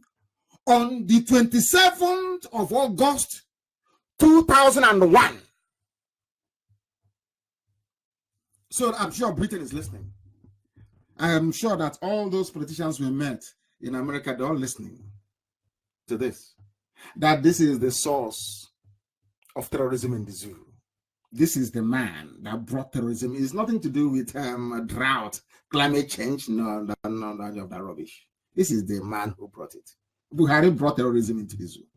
And I'm proving it tonight. Zoo has been shaken. Listen very carefully.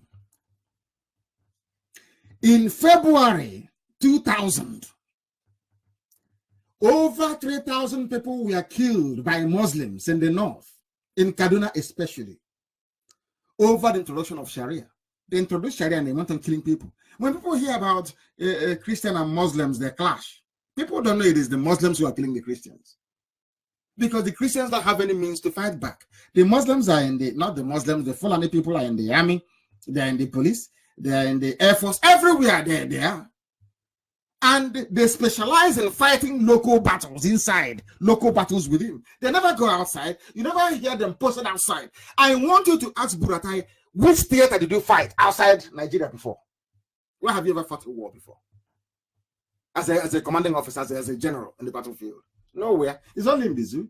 We're having Operation Lafiado, stopping women and killing children. That's all they do. That's all that Nigerian army does. It never goes to war, never fights anybody, never won any territory for Nigeria, never won any prestige for Nigeria, only to kill civilians. And as long as Britain is protecting them, Britain, whoever they send to Nigeria is bribed.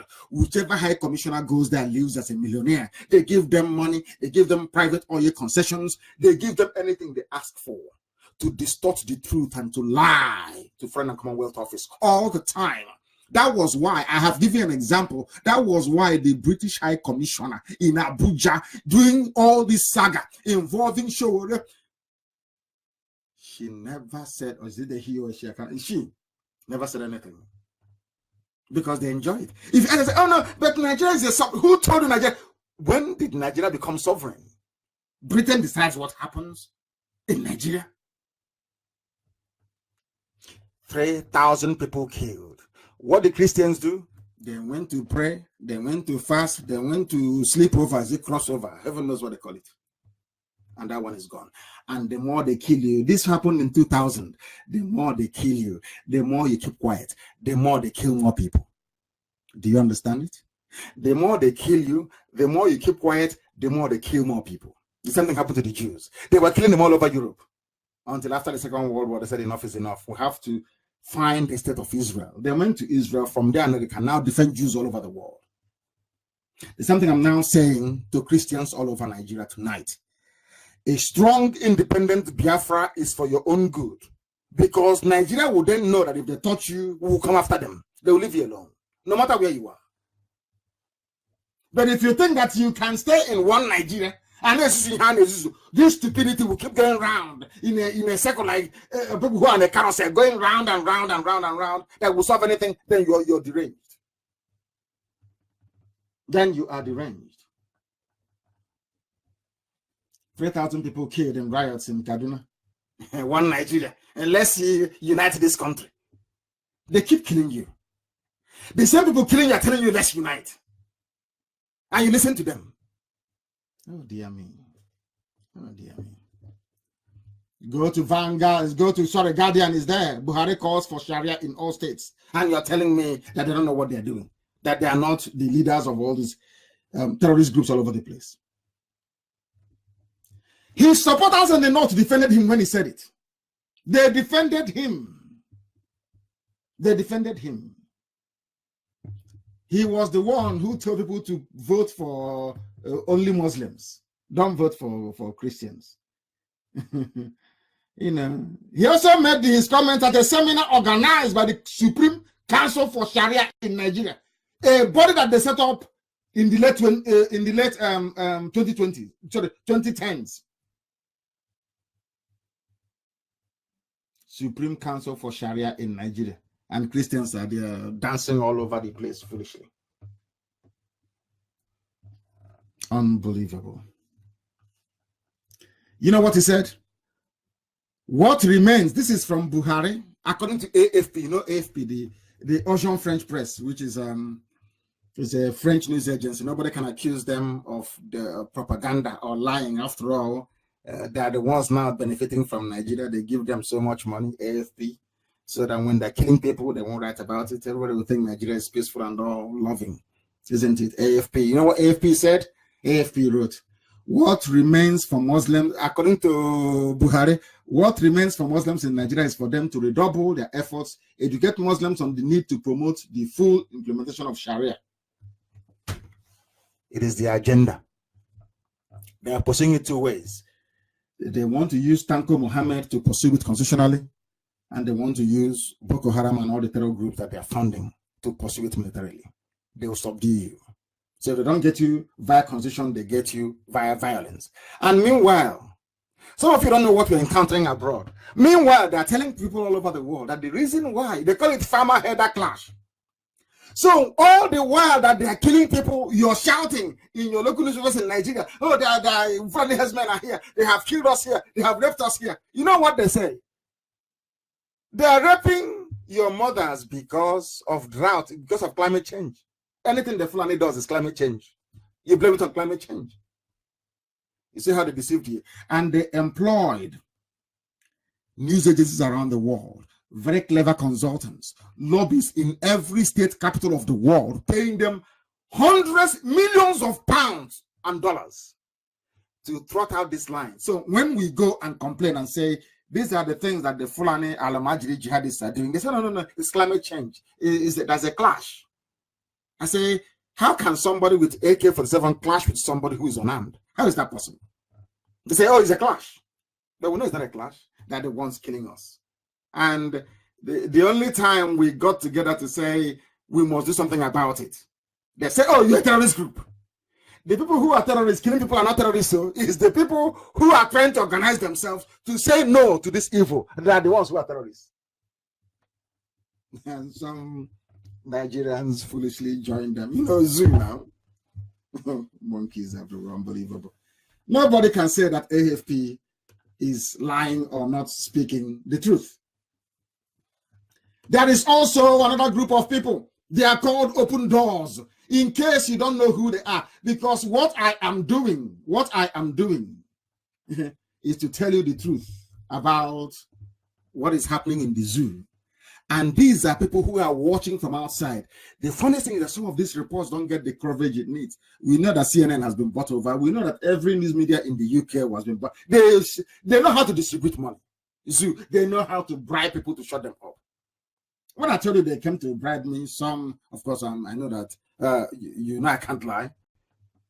It's only when they went to go and bribe Showore that it was made public. That's what they do. They bribe. If they try to bribe you and you say no, they try to frustrate you and you say no, they try to kill you. That's what they do.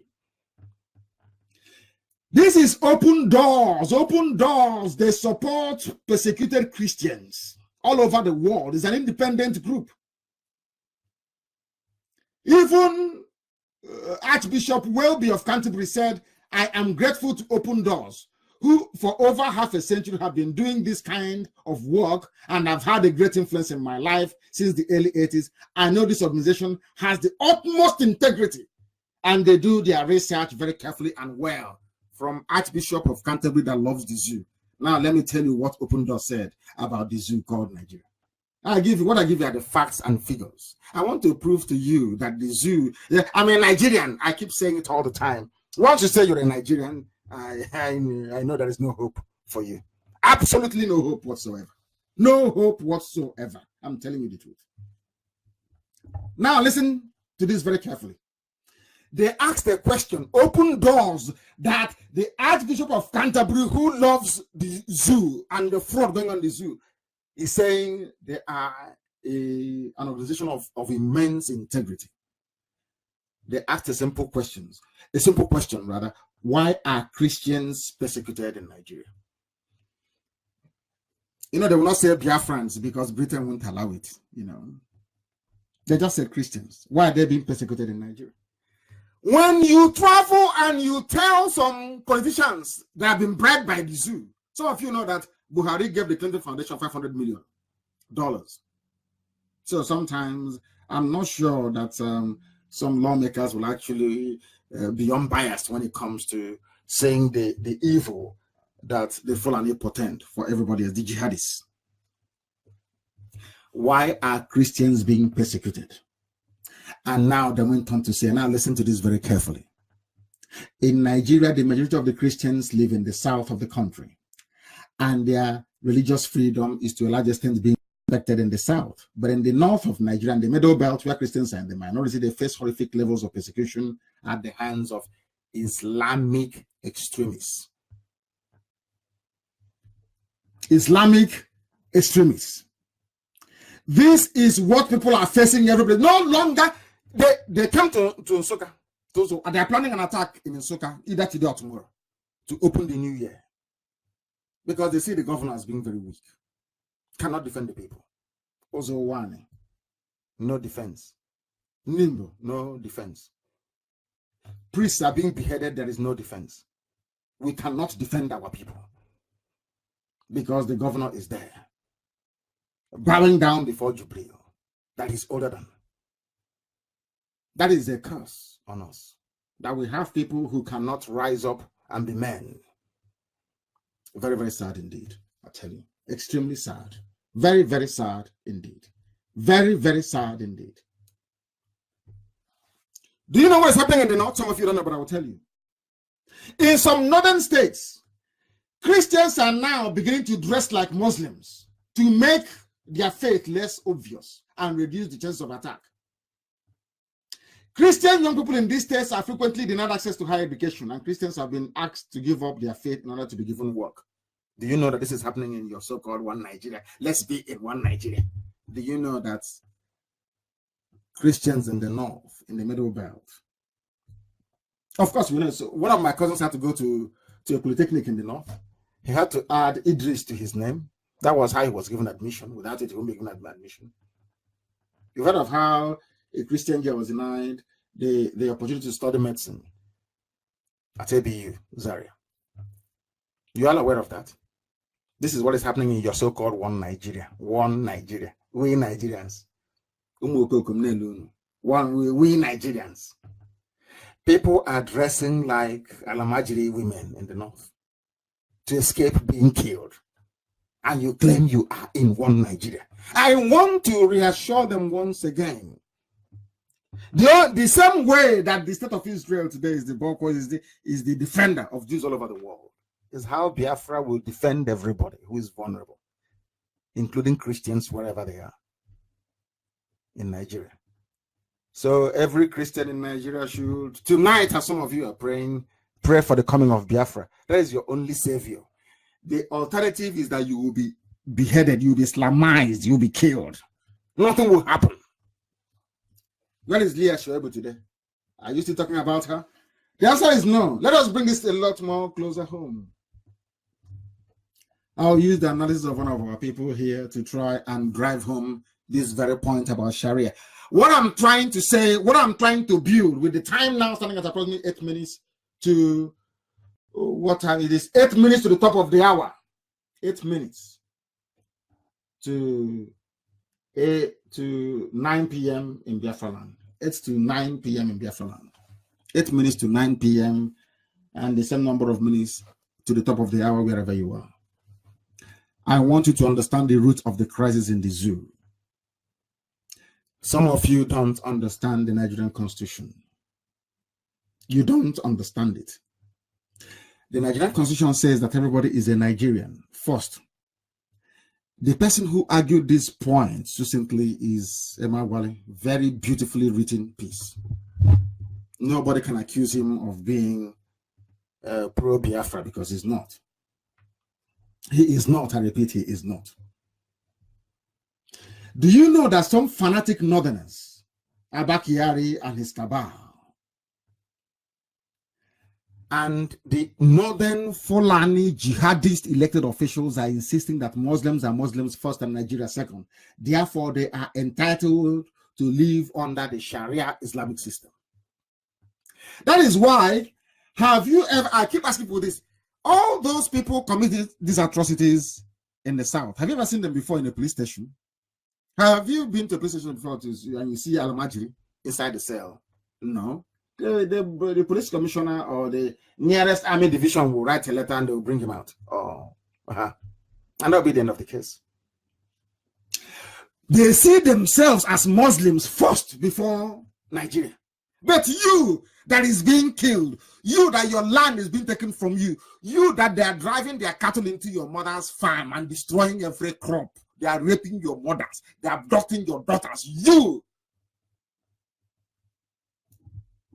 are the one shouting one Nigeria.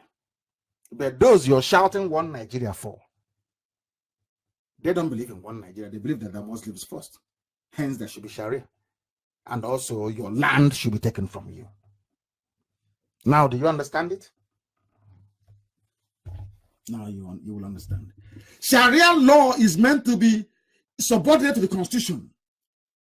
And to impose it as the supreme law of the state is equivalent to violating and overthrowing the constitution. Some of you don't know this.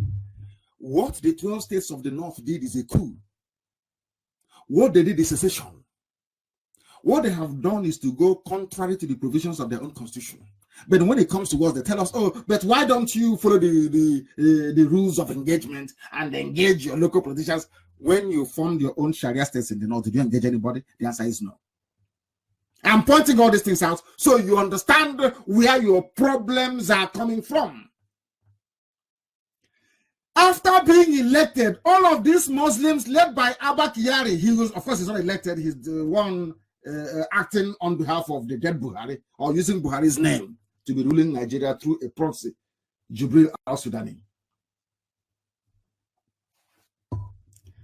They argue that Nigeria is theirs and that Nigeria should adopt Islam as the state religion. In other words, freedom of religion does not entitle some northern states to create an Islamic state within the secular state of Nigeria, but they have done it. They have done it. And there is nothing anybody can do about it. Absolutely nothing.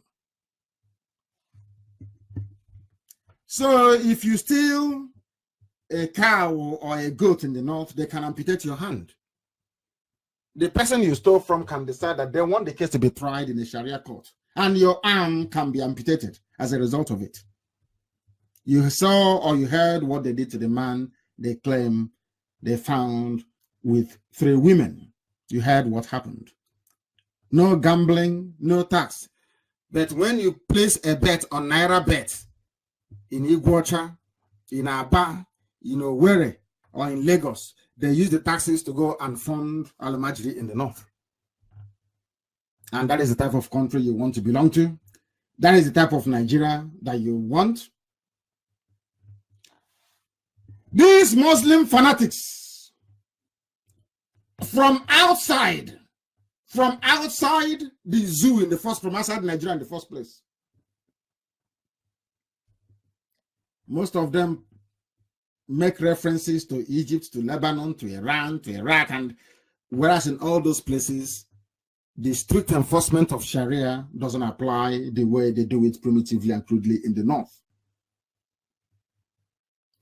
It was the idea that Sharia law should be imposed on people in Sudan. That is why you have Southern Sudan today. So what they're doing to us is not new. And if you go to Sudan now, they're flooding in. That is their launch pad. That is from where they are making life miserable for a lot of people. But let me also make this very clear. The spread of Islam in Nigeria dates back to the 11th century in Borno. That is, excuse me, that is why they are fighting very hard to take Borno from the Kranen people or from the Kanuris in the northeast of the place they call Nigeria. Later, Islam first was in Borno before going to the Hausa land. Hausa. Some of you keep saying this all the time. Kanu and Katsina belong to the Hausa. Gobe, which is Sokoto, belongs to the Hausa. In Nigeria, I wouldn't say Nigeria. In the north, in what you today call Nigeria. Hausas were in the northwest.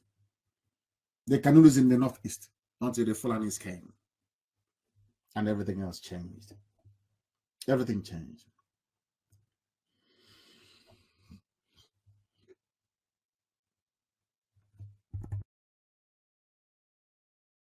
Very sad indeed. I weep for the people. Islam was quiet for some time, religion of the court and commerce, and was spread peacefully by Muslim clerics and traders. Increasingly, trans-Saharan trade came to be conducted by Muslims. In the second half of the 18th century, a Muslim revival took place in Western Africa. The same thing they're doing today. You know, history has a very funny way of repeating itself. Some of you don't know that history repeats itself, but it does. It does. There was a religious revolution. It had a political element concerning state formation and state conflicts. It united the Hausa states under Sharia law. In 1812, the Hausa dynasties became part of the Islamic State or Caliphate of Sokoto. The same thing that is happening today. They first come with Sharia law. The Hausa states that they were in 1812, the Hausa dynasties, the Habe monarchies of the north, the Hausas, became part of the Islamic State. The same thing they're fighting for today. The same caliphate you have today. It happened in 1812. The same thing that happened in 1812, they want to do now. They're doing it today. The same thing. The Sokoto Caliphate ended with partition in 1903 when the British incorporated it into the colony of Nigeria. The British now gave it the stamp of approval, and including their Islamic legal system, they were retained and brought into the colonial period, but they came into our land in Biafra and they destroyed everything. They brought Kotoma, our trial by jury system, which incidentally is what they also have. Also in the USA, Britain destroyed everything. Gave us Kotoma. But in the north, they allowed their Lemajiris to keep their caliphate system. That is what you're suffering till this very day. And we want the whole world to understand it. We want the whole world to understand it.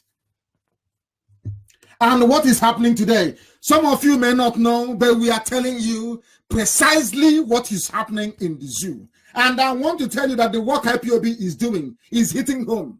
It is striking the enemy where it hurts. It's striking them where it hurts. And some of you must now begin to acknowledge this. Do you know that I said this the other time when the US ambassador, Miss Mary Beth Leonard, visited Jubril in Aso Rock, claiming to be Buhari after the makeup. Look at his face and look at his hand. You know they're not the same thing. Wrinkles on the face, the hands are so smooth. But that's a debate for another day. Do you know what Jubril said to the US ambassador? Jubril said, this is what Jubril said. Concerning the human rights issues that is bedeviling Nigeria. This is what Jubril said to the American ambassador. I know that those with access have created an impression of being marginalized. Listen to the grammar. Those with access have created an impression of being marginalized. Who are those with access? Is IPOB because we are able to go to Washington? And who are those complaining of being marginalized? The same Biafran people. So we are hitting them very hard. Very, very hard, and they know it. We are hitting them hard and they understand it. They appreciate it and they know it. These are things that you need to know. So even Jubril himself, they understand it. They know. Because somebody said that Nigeria is on the brink. That Nigeria is on the brink. They wrote it. That this is an opinion and analysis by Western foreign policy observers preoccupied with the rise of ISIS then in the Middle East. They are asking them to wake up to the reality unfolding in Nigeria. They made it very clear that Buhari wants Sharia in Nigeria. I will continue to show open and inside me in my total commitment to Sharia movement that is sweeping all over Nigeria. God willing, we will not stop the agitation for the total implementation of Sharia in the country. Agitation, the person asked Buhari, agitation, is this an indication that Mr. Buhari supports violence? These are Western foreign analysts telling the whole world that this man is a violent criminal. That some of you would not listen, you will not have it. Against this background, we have the likes of Miyetti today. Miyetti Allah, that raped and killed our mothers. That raped a woman to death. Miyetti Allah raped a woman to death in Ebonyi. You know what they said? Southeast governors committed to Nigeria's unity. Now you know where your problems lie. These are the issues bedeviling us, and these are the things that we are working to make our people working very hard to let Biafrans understand that these people you call your governors, that they are there to destroy us as a people. They won't understand it. It is now happening. It is now happening. The time now is approximately 9 p.m. in Biafra, 3 minutes past 9 in the evening, and we are proceeding with it. We are continuing with this very broadcast because we are heading somewhere. We want to build, should I say, the context, and then we land. You now know that IPOB is fighting very hard for you. Even Jubril opened his mouth to acknowledge it. You now also know that Buhari, before he died and Jubril took over, they were working for what is happening today. That was why they appointed Tanko Muhammad to be doing what he's doing today, canvassing for Sharia. The same thing they did in 1812, in 1802, 1812 to the Hausa people is what they're doing to everybody now, as I warned you. That time they were fighting for corruption and the enthronement of Sharia, the same thing they're doing today. But some of you are too blind, you cannot see. But thankfully, you have IPOB, alerting you to the dangers that you face every day that you wake up in the zoo. Do you know that when Buhari was alive, he never even acknowledged the existence of ISIS? This government have done a very good job protecting. I want to prove that Buhari is part and parcel of ISIS, Boko Haram, and the rest of them. They have done a very good job, and some of you are very blind, you cannot see. Only a few days ago, what did they say? That Boko Haram is no longer operating. Isn't that what they said? That Boko Haram no longer operates in the zoo. We know about people who have been beheaded, killed every blessed day. We hear about something happening in the zoo. It's no longer news. But I also want to tell you that this is news, in case you have forgotten. I want you to go back to your system and please Google Boko Haram names Buhari, 5 others as mediators. Now, if you don't know somebody, can you name the person as a mediator? The world is blind. They tried to remove this news many times, but we saved it because we know a day like this will come when the world will be trying to excuse evil, when Britain will be trying to cover up evil and what Satan is doing in the zoo. It is here. Listen carefully to this very news, please. Go and Google it. How can Boko Haram name Buhari as a chief negotiator if they don't know who he is? The man who campaigned for Sharia law to be imposed. A man who said they are in agitation. A man that made Western media to question the sanity of Nigerians, saying to them, how can you even allow this man to be on ballot paper? That said he's agitating for Sharia. He's committed to Sharia. They'll do everything to bring in Sharia. I'll read on Vanguard newspaper, and they did very well. The leadership of Jama'atul Ali Sunnah Leader Awati Wal Jihad, that's their name, they are known as Boko Haram, has named the former head of state and presidential candidate of CPC, there, that was the party from General Muhammadu Buhari, among 6 prominent northerners, always Fulani, to mediate the group and the federal government. Are you listening? Some of you, are you listening? This is the man that is the granddaddy of terrorists. That was why they named him. That was why they named him as their chief negotiator. It's there for the whole world to see. And I'm sure tomorrow people will come to argue very blindly. Even, I know that even Facebook is helping them, but they will never succeed. You know they will never, ever, ever succeed. Never. We are telling our people about these dangers before it confronts them. Buhari was invited, but not invited, discussed with Boko Haram. They named him, and they gave Jonathan conditions, which I'm sure some of you well know, and Jonathan said no, he wasn't going to accept it. And have you also forgotten? Listen very carefully. You know the damage that Boko Haram have caused and all the terrorists from Fulani North. You know what they have done, don't you? I also want you to Google this, very, very important. Buhari calls terrorists misguided brothers. They are his brothers. Urges them to embrace peace. They are his brothers. Terrorists are his brothers. It is here. Go and Google it. Buhari calls terrorists misguided brothers.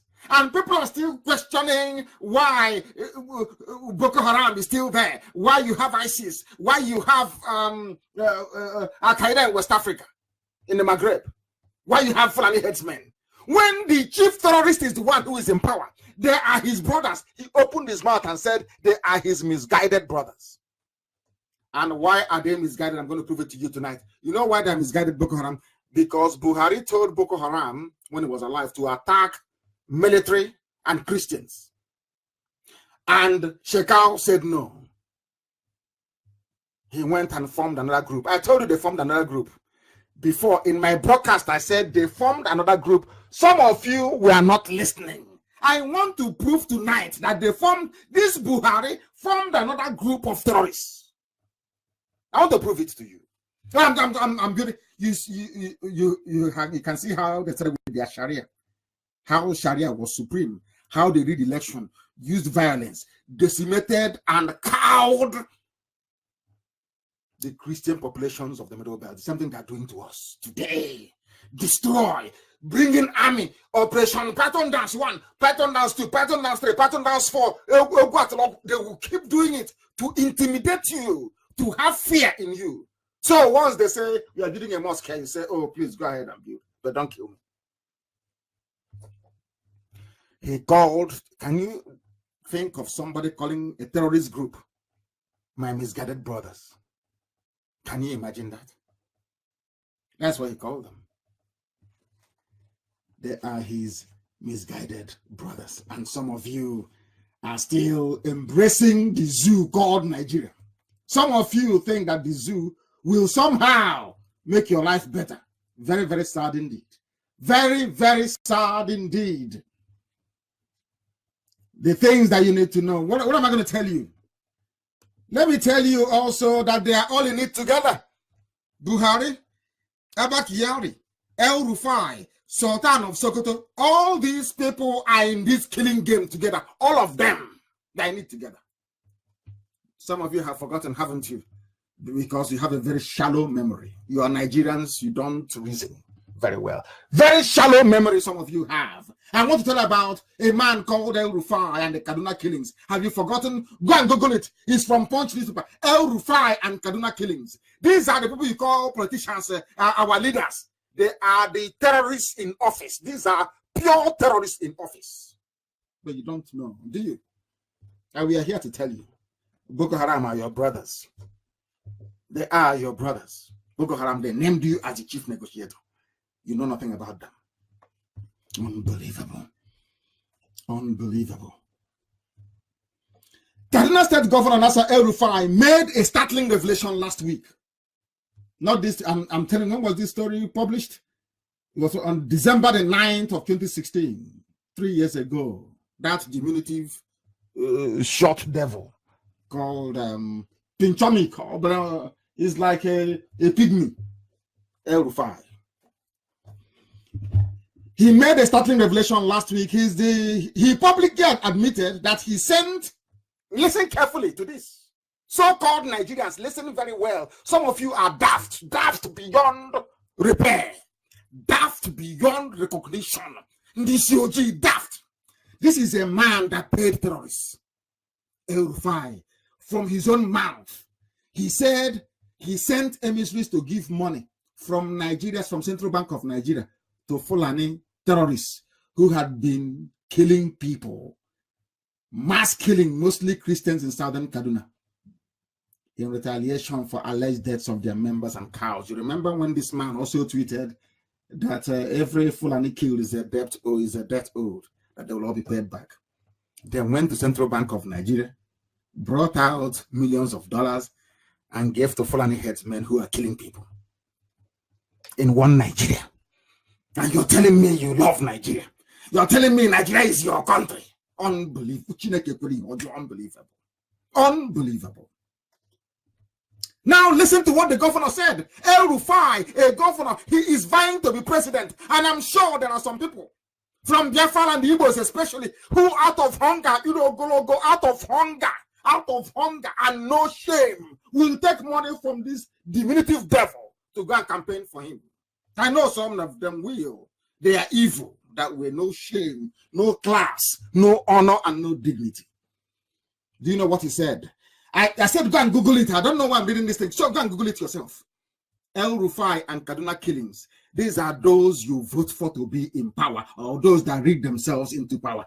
This is how sad your lives are. As Nigerians, this is how hopeless and useless some of you are. I thank you, I'm a Biafran. I'm telling you. I thank God in heaven I'm created a Biafran and that I reason the way that I do.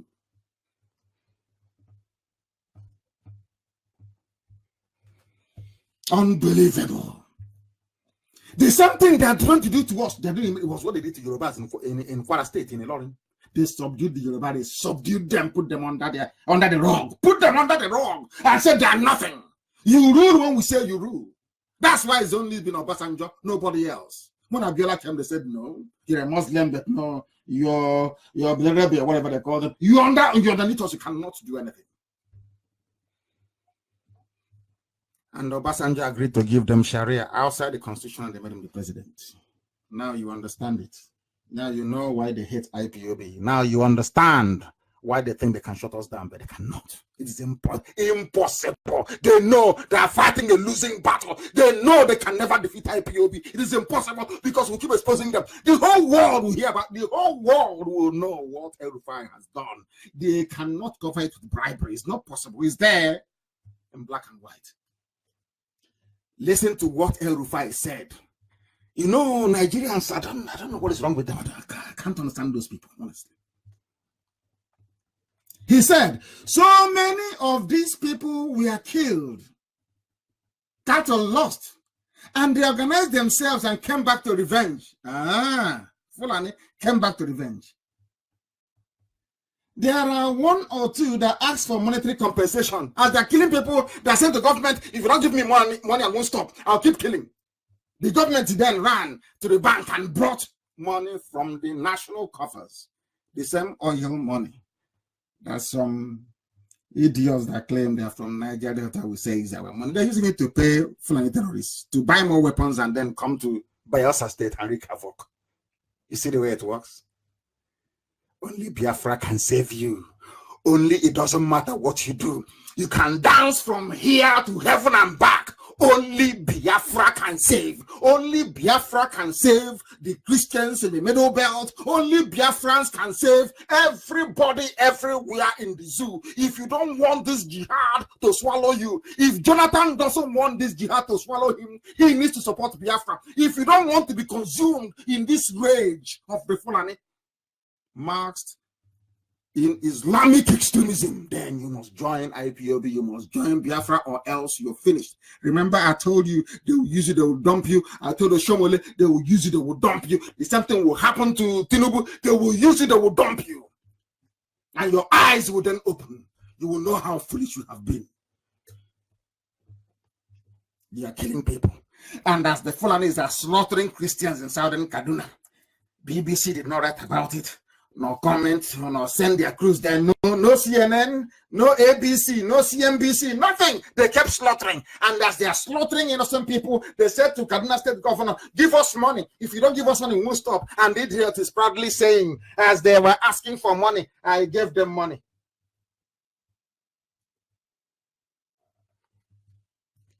Unbelievable. Unbelievable. Do you know that El Rufai admitted to numbing terrorists, Fulani headsmen that are killing people, the fourth most deadly terror group in the world, a governor that is aspiring to be president, a Sharia advocate, an Islamist said, I know them. But nobody is bothered, no persecution, no nothing, just like that, because you're in Nigeria and they're the ones ruling. And you call yourself a proud Nigerian. And I say, shame unto you.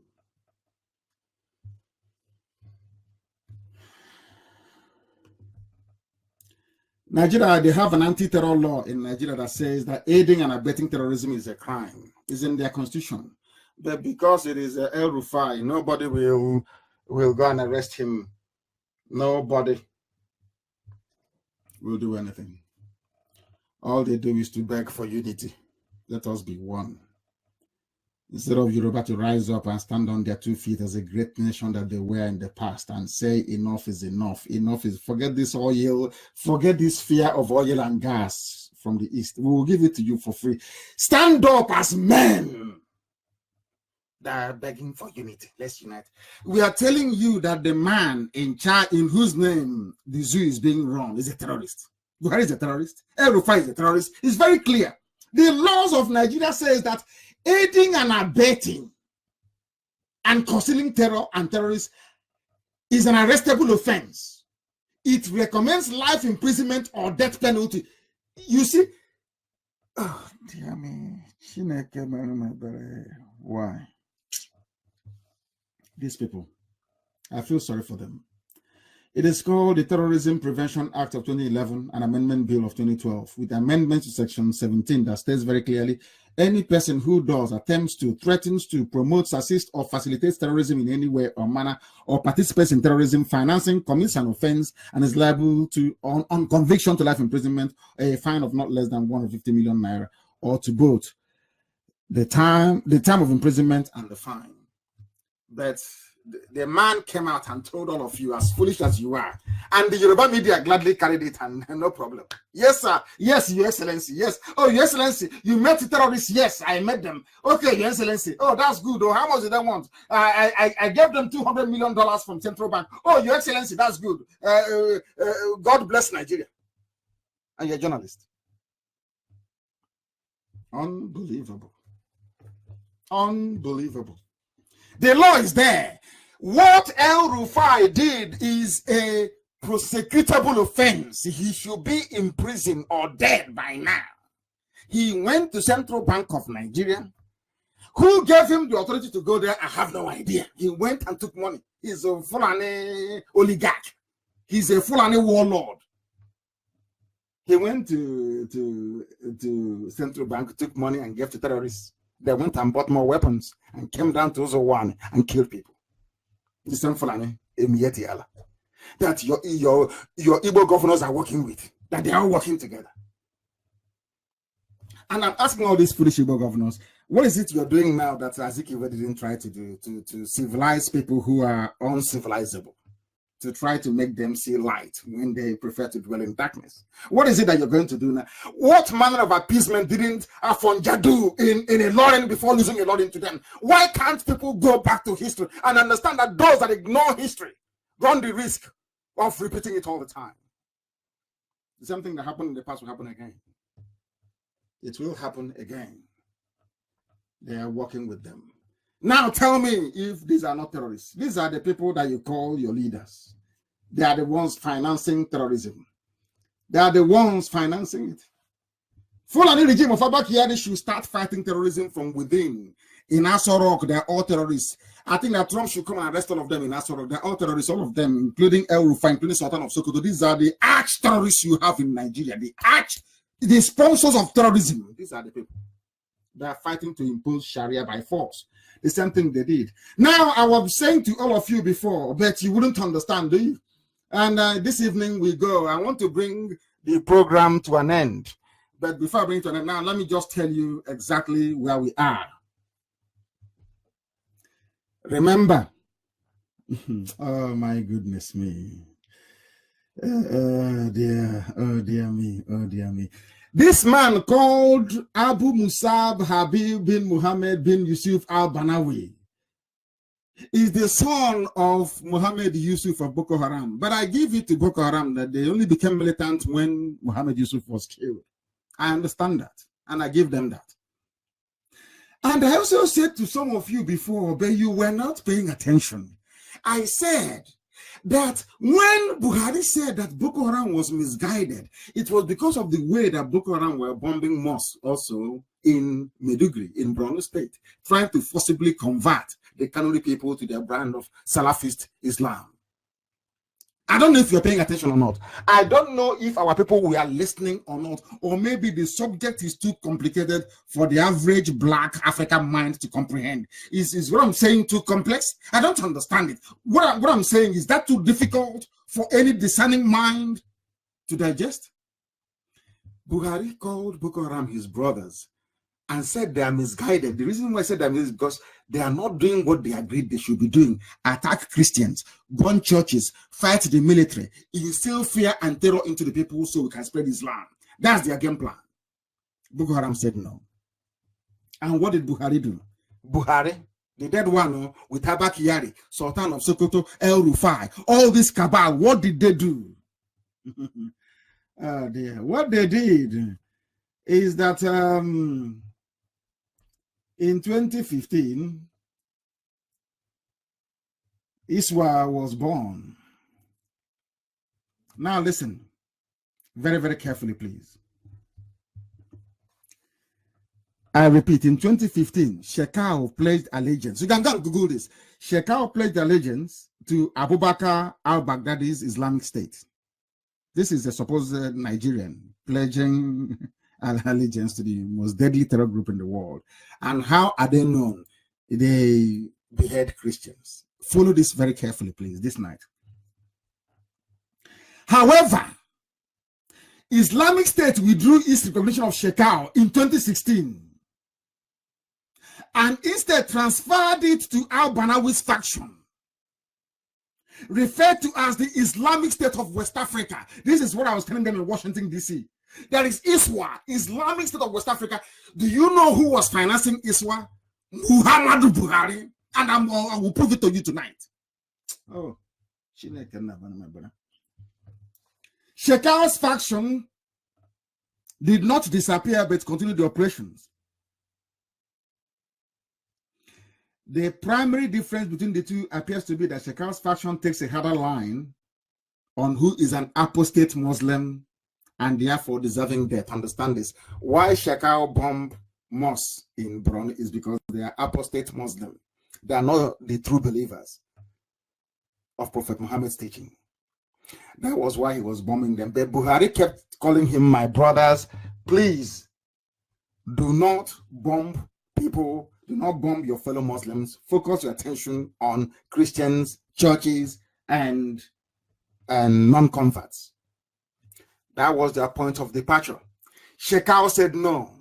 Buhari used his influence to put all the weight behind al-Banawi. And who is al-Banawi? The son of Muhammad Yusuf. Now, how do we know that Buhari was involved? How do we know? How do we know? How do we know? Because some people do not follow history very well. They killed 15 aid workers in the north, Islamic State in West Africa, and al-Banawi was a wanted man. Wanted man, hunted by the army. The USA came in looking for him. The USA came in looking for him. His name and Google, Khalid al-Banawi, Nigeria's Islamist group head, arrested. He was arrested. They were looking for him. The US were looking for him. They killed 15 aid workers. They were looking for him. The United States of America placed a bounty of 3 points. Let me also tell Abba-Kyari tonight. I want to let Abba-Kyari understand something tonight. I want to let the Asara Cabal understand something tonight. I've not given these facts to US lawmakers yet. I'm going to give it to them. I was struggling to prove this link, to give them physical evidence. This is from the BBC. Your friend, the BBC. They published it. Listen carefully. Khalid al-Banawi was captured in Lokoja, in Kogi State. The United States government placed a bounty of $5 million on his head after branding him one of the 3 Nigeria's specially designated global terrorists in 2015. It's in 2012. Understand this. Because they broke away from Boko Haram. It is here. Ansaru is a splinter group of Nigeria's largest jihadist group. Not a terrorist, a jihadist group. Boko Haram, known for kidnapping foreigners. Security agents, listen very carefully, ideologically aligned, everything I tell you is correct, ideologically aligned to Al-Qaeda in the Islamic Maghreb. Buhari took them out of Al-Qaeda and placed them in the more deadly ISIS that believes in killing only Christians. I'm giving you facts and figures. Al-Banawi, when he came out, he was with Al-Qaeda in the Maghreb. Buhari brought him out of Al-Qaeda in the Maghreb and used him to try to split Boko Haram into 2. So that Muslims will stop being the focus of the attack. They should focus on Christians. Fact and figures here being confirmed by BBC of all people. They carried out an attack in 2012 in Abuja and freed dozens of their inmates. They made a breakthrough on a particular Friday when al-Banawi was arrested in Lokoja. He is among the top terrorists. He is among the top terrorists wanted all over the world. A top terrorist wanted all over the world. Now you're going to be shocked as to what happened next. Because I warned US lawmakers that we Biafrans, Judeo-Christians especially at large, are always at the receiving end of any Islamic backlash whenever the US government attacks any high-profile targets, be it in the Middle East or anywhere around the world. And they killed beheaded 11 Christians because al-Baghdadi was killed. Al-Baghdadi is not a Nigerian. It happened in faraway Iraq. But to tell you the level of Islamic jihadism in Nigeria, there was where they killed 11 Christians. Not in Egypt, not in Sudan, not in Yemen, not in Saudi Arabia, but in Nigeria. To underline the fact that Nigeria, or to give the impression to the world that Nigeria is an Islamic state. The lobbying firm for Nigeria in the zoo, they're called Barnard. They were briefing against us, saying that everything we are saying is a lie. But this is from BBC. Confirmation that there was a time that, oh dear me, unbelievable. That Buhari is the chief sponsor of terrorism. And in Abuja, they started the trial. Nigeria will begin trying Boko Haram suspect detained in military camps for months. Cases will be handled by Justice Ministry, not DSS. Now, do you understand? Cases of IPOB on the case of El Zakzaki or Sambo Dasuki or Showore, we are handled by DSS. But when it comes to Islamic jihadists and killers and terrorists, they now transfer the file to Ministry of Justice. Why have there been a delay in prosecuting them? They said because there's been issues with facilitating their arraignment. They said all is now set for them to appear before justice. Who was the justice actually trying them? I think it's not Bintan Yako. Is it Bintan Yako that tried them? No, it's not Bintan Yako. I'll get the name of the judge in a minute. They said there are 1,600 detainees that will be tried.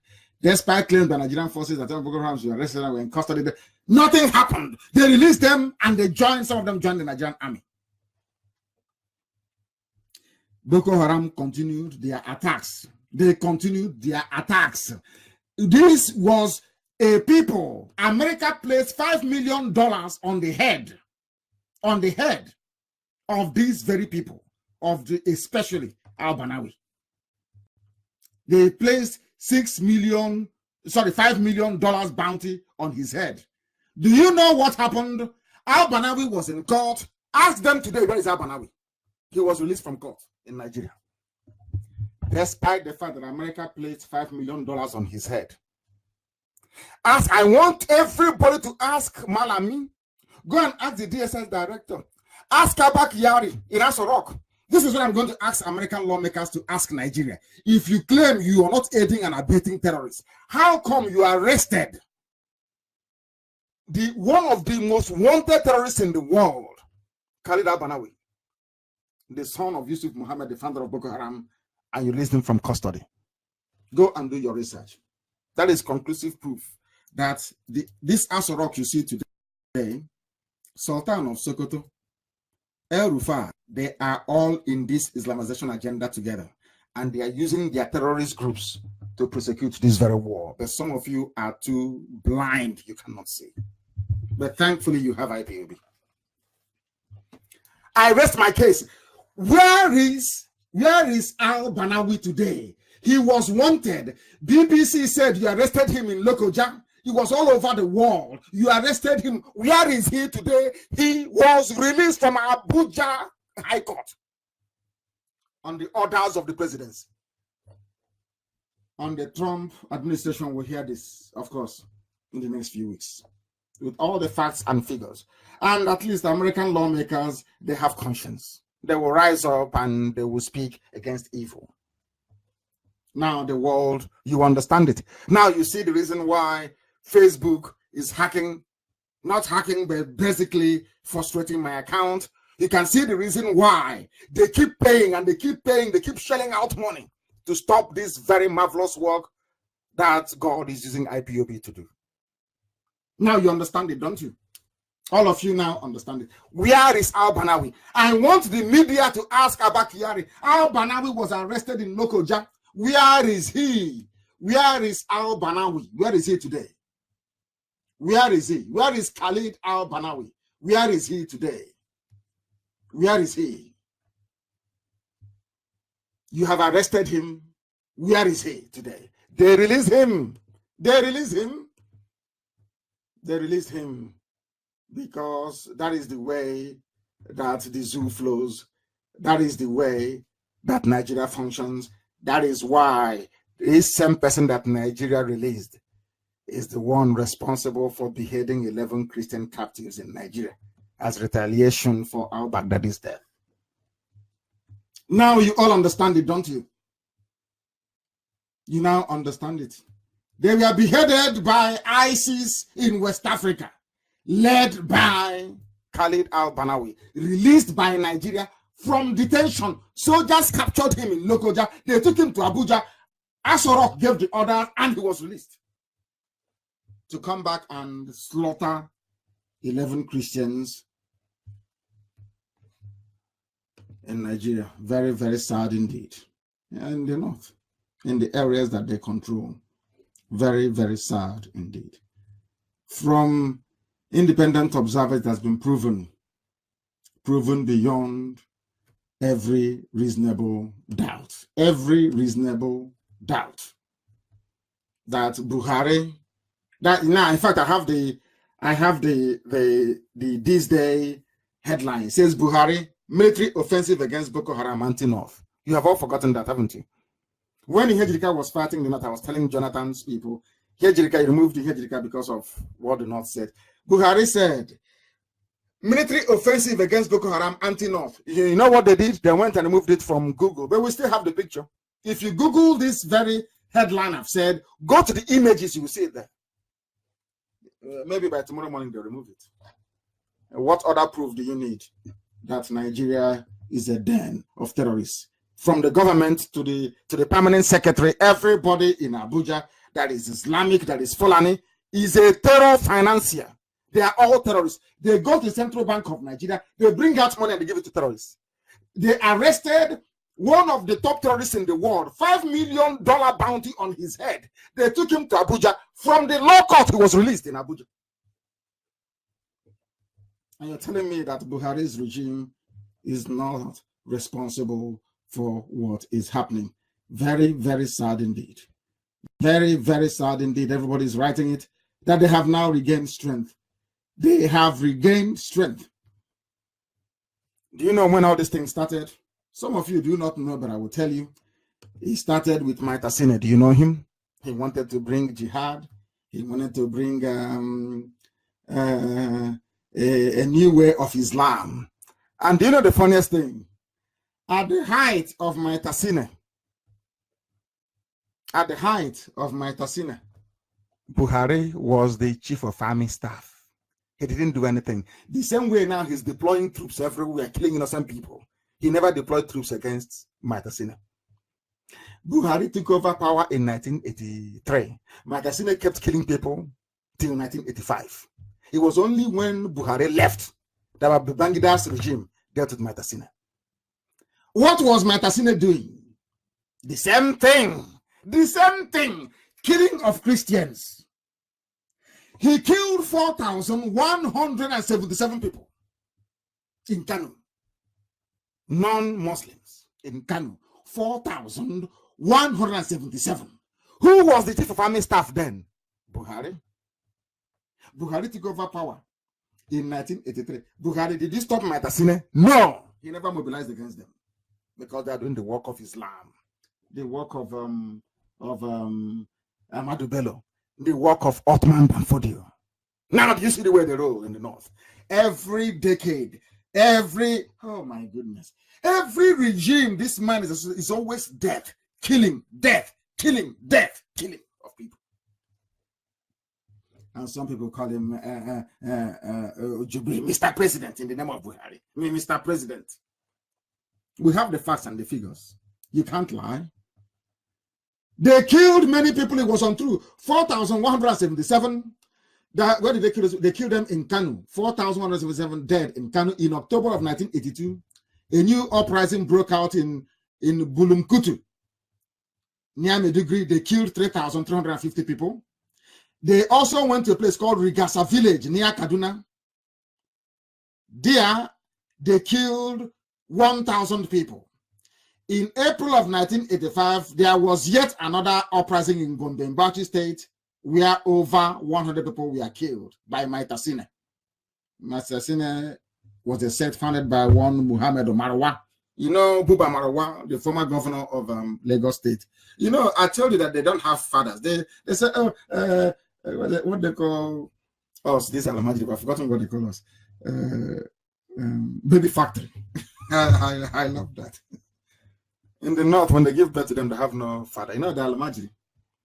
Anywhere you're born, you answer the name of that place. If they're born in Sokoto, you answer that in Sokoto. If they're born, you don't have any father, you answer Alhaji, because there is no father. They're born you in Marawa, you answer Marawa. They're born you in Tafawa Balewa. Some of you don't know Tafawa Balewa is a village. They're born you in Tafawa, you answer, your name is Tafawa Balewa. They born you in Katsina, no father, you answer Ottoman Katsina. That is how they are in the north. No father. This one, his name is Muhammad Marawa. His nickname was Maitasine. Who did they kill? How many families in Biafra land lost people in the north as a result of this? And who was chief of army staff then, as Burata is doing now, flexing his tiny wings? It was Buhari. He did nothing. He did not mobilize against them.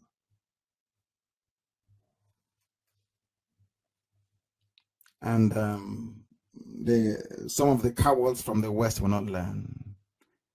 Maybe the Yoruba papers, they thought if they protect this man long enough, they will get the benefits of governance from them. But everybody's being swallowed up. Everybody. You can see the way they walk.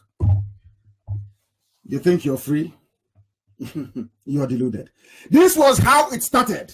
So the support that Buhari and his people always lent to extremist groups did not start today. That was why they released al-Banawi from detention after being placed on the most wanted list in America as a terrorist for killing 15 aid workers.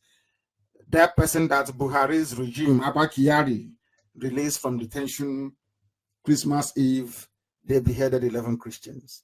I have my facts and my figures to establish a collusion between Asorok and all the terror groups in Nigeria. Facts which they themselves can never, ever, ever deny.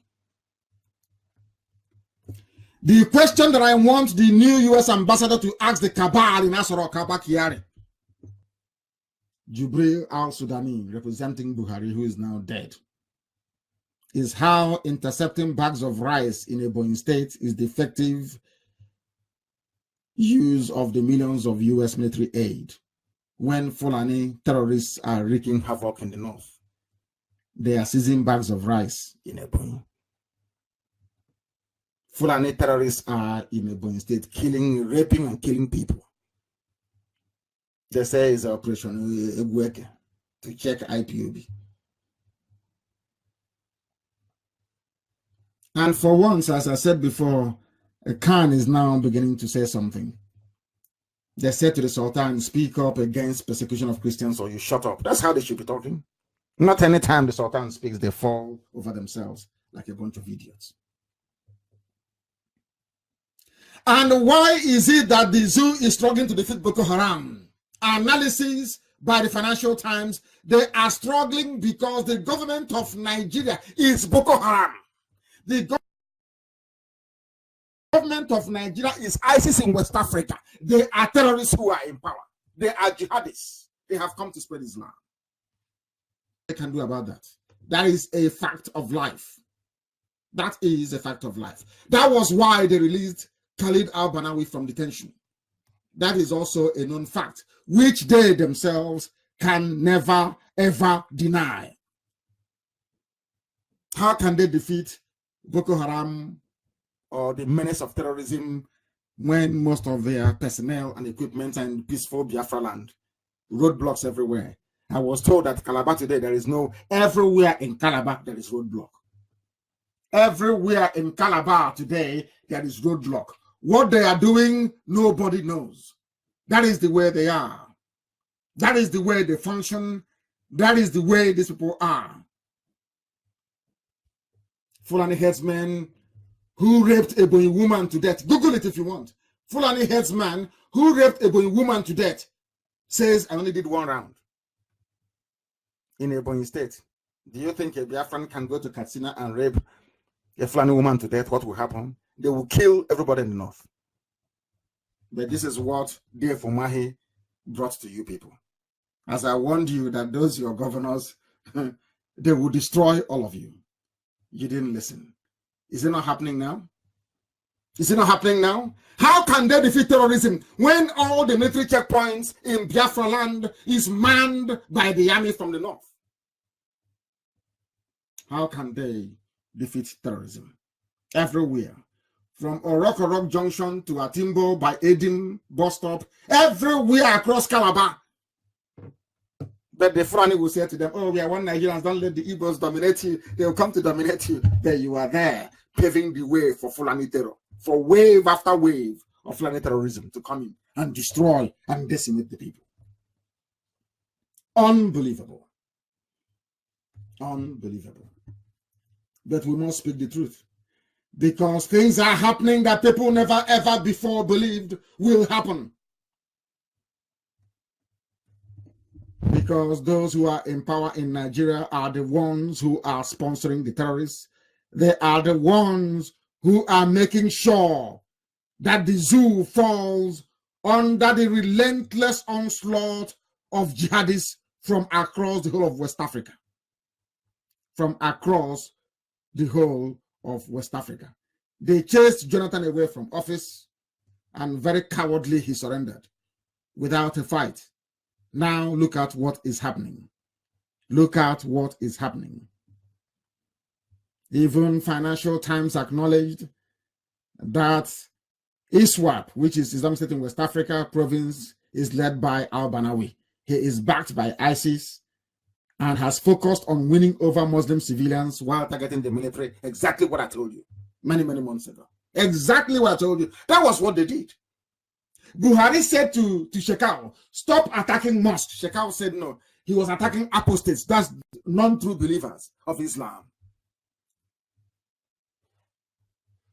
That although they are Muslims, they are not true believers.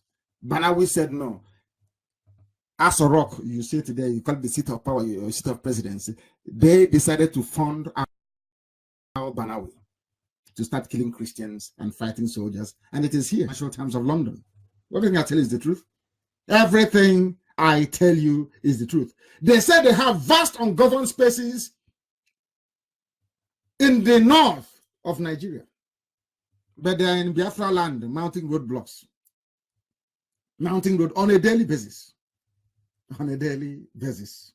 And that is why they steal. They said their Minister of Defense have stolen money. Thieves they are. They was to tell you, oh, we are fighting corruption. We are fighting corruption. They have stolen money. They have stolen money. And you will not hear them complain. You will not hear them say anyone will go to jail. No, it's Orji Zokal that they know, because I warned Orji Zokal and he wouldn't listen. The same way that I'm warning them. Look at Oshomole today. They've kicked him to the curb. They say Buhari has come on, of course, Jubril has come under heavy criticism for failure to act in the alleged indictment of the Minister of Defense, Bashir Magashi. Fulani, criminals they are. Omar Diko, thieves, Ibrahim Taher of Nitel in those days, Minister of Communication. Have they forgotten? These are arch criminals. Looters, grade 1 looters. They can never go to jail. They are Fulani. When I go outside and they say, oh, it's war against terrorism. War against terrorism. Unbelievable. Unbelievable. Unbelievable. Unbelievable. And this is what Facebook is covering. That is why they are fighting me. That is why they give they go and help the zoo set up fake accounts to come and be attacking me. And I love it anyway. It makes us a lot more stronger. A lot more stronger. Magashi is a rogue. He's Fulani and he's a thief and he's in the government of terrorists, for terrorists and by terrorists. That is the way. That is the way they are. That is the way they deceive some of you. But fortunately, they can never ever deceive us. Not now, not tomorrow, not ever. They can deceive you if you like. They go and they reject Christians in the north. It is very clear for all to see. It is very clear for all to see. The CJN gunmen attack Jonathan's residence, while the person that claimed it is Jonathan's cousin, blast Kanu over Ihejirika. Oh dear. Oh dear me. They called me a liar. Said, you're a liar. And they went to go and kill Jonathan. And he shut up. Natural born, wretched cowards. People who are slaves and will remain slaves forever. What happened to Adaka Boro and Kensarawa never taught them any lesson. They don't believe in reading history and learning from it. They will always serve the master. Jonathan was playing the good boy, the good president. Look at him today. Did it stop them from coming to look for him to kill him? Jonathan fought for an APC candidate in Bayelsa. APC candidate in Bayelsa. He was the PDP president. He fought for APC candidate. Did that stop them from coming to look for him to kill him? And you're talking, I don't know, the name didn't even sound Biafran, so I didn't even want to respond. He had, the fool had a slave name that I cannot dignify with a response. They came to Jonathan's house and he's asking them to investigate. He's asking Al-Majdi to investigate themselves. Unbelievable. They are the ones now telling us that Boko Haram will use chemical weapons because they know what they're doing. They are the ones funding the manufacture of the chemical weapons. The same people you have in Nasarawa are the ones obviously advising them on what to do. When you see the Nigerian government, you see the face of Jubril, heavily made up, of course. Look at his hands now. Maybe tomorrow they're going to put letters on his hands to give him some wrinkles. Look at his hands and look at his face. They're not the same people. Or the same person, so to speak. Go and look at it now. They say, oh, the Nigerian government, the cabal. They came out, when I was telling you about the cabal, did you believe me? They came out and said, oh, the cabal exists. They are also human beings. So those that claim that Buhari is a nonsense general, if Buhari were to be alive, do you think he would tolerate people talking about his government in those terms? There's a cabal running the government. Asha will come, they'll lock her out. And she'll be lamenting on a widely circulated video, and you say Buhari is alive? Hey. This UG black, very sad indeed. Very, very sad indeed. Compare the crimes of Boko Haram, of ISIS in West Africa, of Al-Qaeda in the Maghreb, and the Fulani headsman Miyetti Allah. Has IPOB done anything wrong compared to these people? But they are the ones in the army. They kill you, they recruit them, they put them in the army. They kill you. Herufa will go to the central bank and give them money. They kill you, they protect them. And you're still shouting one Nigeria. You're still shouting one Nigeria. And you're telling me that somehow you are normal. You're telling me that somehow all is well with your brain. I doubt that very much. I doubt that very much. When Buhari was alive and calling for full Sharia implementation, why won't the CJN be emboldened? Buhari, I declare, is the modern father of terrorism in Nigeria. Buhari is the chief terrorist, and that is going to be our campaign to the whole world. Facts and figures to substantiate and back up everything we are saying. Insurgency and Buhari's call for full Sharia. Also, the news is everywhere. Everywhere. Unbelievable. Buhari was given an opportunity in 2001 to choose between Nigeria a secular Nigeria and fundamentalist Islam. And he said, I choose Islam. It's in Vanguard newspaper of 24th of December 2014. Go and Google it. Insurgency and Buhari's call for full Sharia. Insurgency, which is Boko terrorism, and Buhari's call for full Sharia, they are one and the same. Is carried by Vanguard newspaper. Insurgency and Buhari's call for full Sharia. Some of it, I don't want to speak against what Chukwuka Kabiama has created, honestly speaking. Some of you make me want to speak against what God has made, and I can't. I can't. It's there for all to see. But you don't read. You read only this person said this about that person said this about the other person, all rubbish, total and gossip. That is the news. Insurgency and Buhari's call for full Sharia. The two are the same. Vanguard newspaper is there. Go and Google it. You see it. Very, very shameful. Very, very shameful indeed. They went on to claim that they released Showore and Dasuki on compassionate grounds, no longer by the rule of law or what the court said. That tells you all you need to know about the damnable zoological republic. That tells you all you need to know about those people who are there. Everything I've told you has come to pass.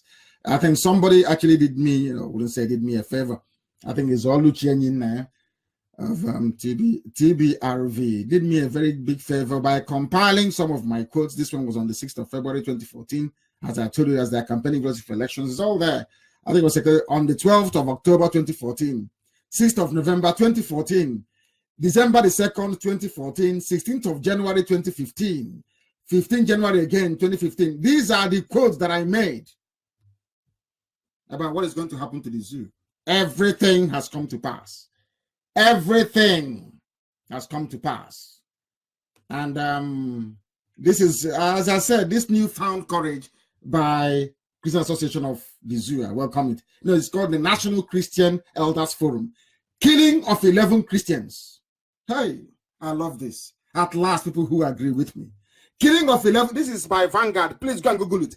Killing of 11 Christians. Blame Buhari, Sultan, for Islamic State in West Africa. Boko Haram's audacity. I end my case here. So people can now see. Hey, the Christian elders, they can now hear. Well, they can now see what we have seen long time ago. This was the December the 30th, 2019. This summarizes everything. Killing of 11 Christians by the National Christian Elders Forum. They're saying the killing of 11 Christians. Blame it on Buhari, Sultan of Sokoto, for the audacity of the terrorists. Exactly what I've been telling you from time. It should be circulated everywhere, as a matter of fact. Everywhere. Blame them for it. Blame them for it. He said that the Muhammadu Buhari, Sultan of Sokoto, Saad Abubakar, should be held responsible for the audacity, expansion, and unbridled atrocities of the Islamic State of West Africa province, ISWAP, Boko Haram, and headsmen in the country. What else do you want me to say? What else do you want me to say? Amaka, make sure this is circulated everywhere, raw, so the world can read it. That humanity may read it. Christians are now speaking. They are now waking up. And what the solution is not restructuring. The solution is not one Nigeria, because they have this jihad. Since 1804, they have been planning this jihad since 1804, and they will never rest until they accomplish it. Never, ever rest. Never. They can never rest until it's accomplished. It's accomplished. Unbelievable. Unbelievable. Everything I've been saying, they have now confirmed it to show you that what Radio Biafra is doing is immense. Immense work. When I say to blame those people, they don't understand. They're the ones that give them impetus. When El Rufai will go to the CBN, Central Bank of Nigeria, collect for a hard currency and give to terrorists, what do you expect those terrorists to do? To down their tools? Of course not. They'll continue killing. They'll continue killing. When we warned the whole world that the Asoro cabal is all over the place, that they was person terrorism, some of you did not believe us. It was carried by the Sun newspaper. That was a long time ago, almost 8 months ago, when we said that we told the world that the judiciary does Aso Rock cabal's bidding against the common man. They didn't believe us until they held Showore. And then the whole world discovered that what IPOB is saying is not propaganda after all, it is the truth. We didn't allege. We told them the judiciary does what cabal says. That is why Bintanya could have now released the husband and the son, because she did for them what they had hoped for. That's where we are. That is the zoo for you. That's the zoo for you. We must continue. The time now is a minute. It's a minute to 10, isn't it? In Biafra land. That means we've been on air now for nearly 4 hours, if I'm not mistaken. For nearly 4 hours, if I am not mistaken.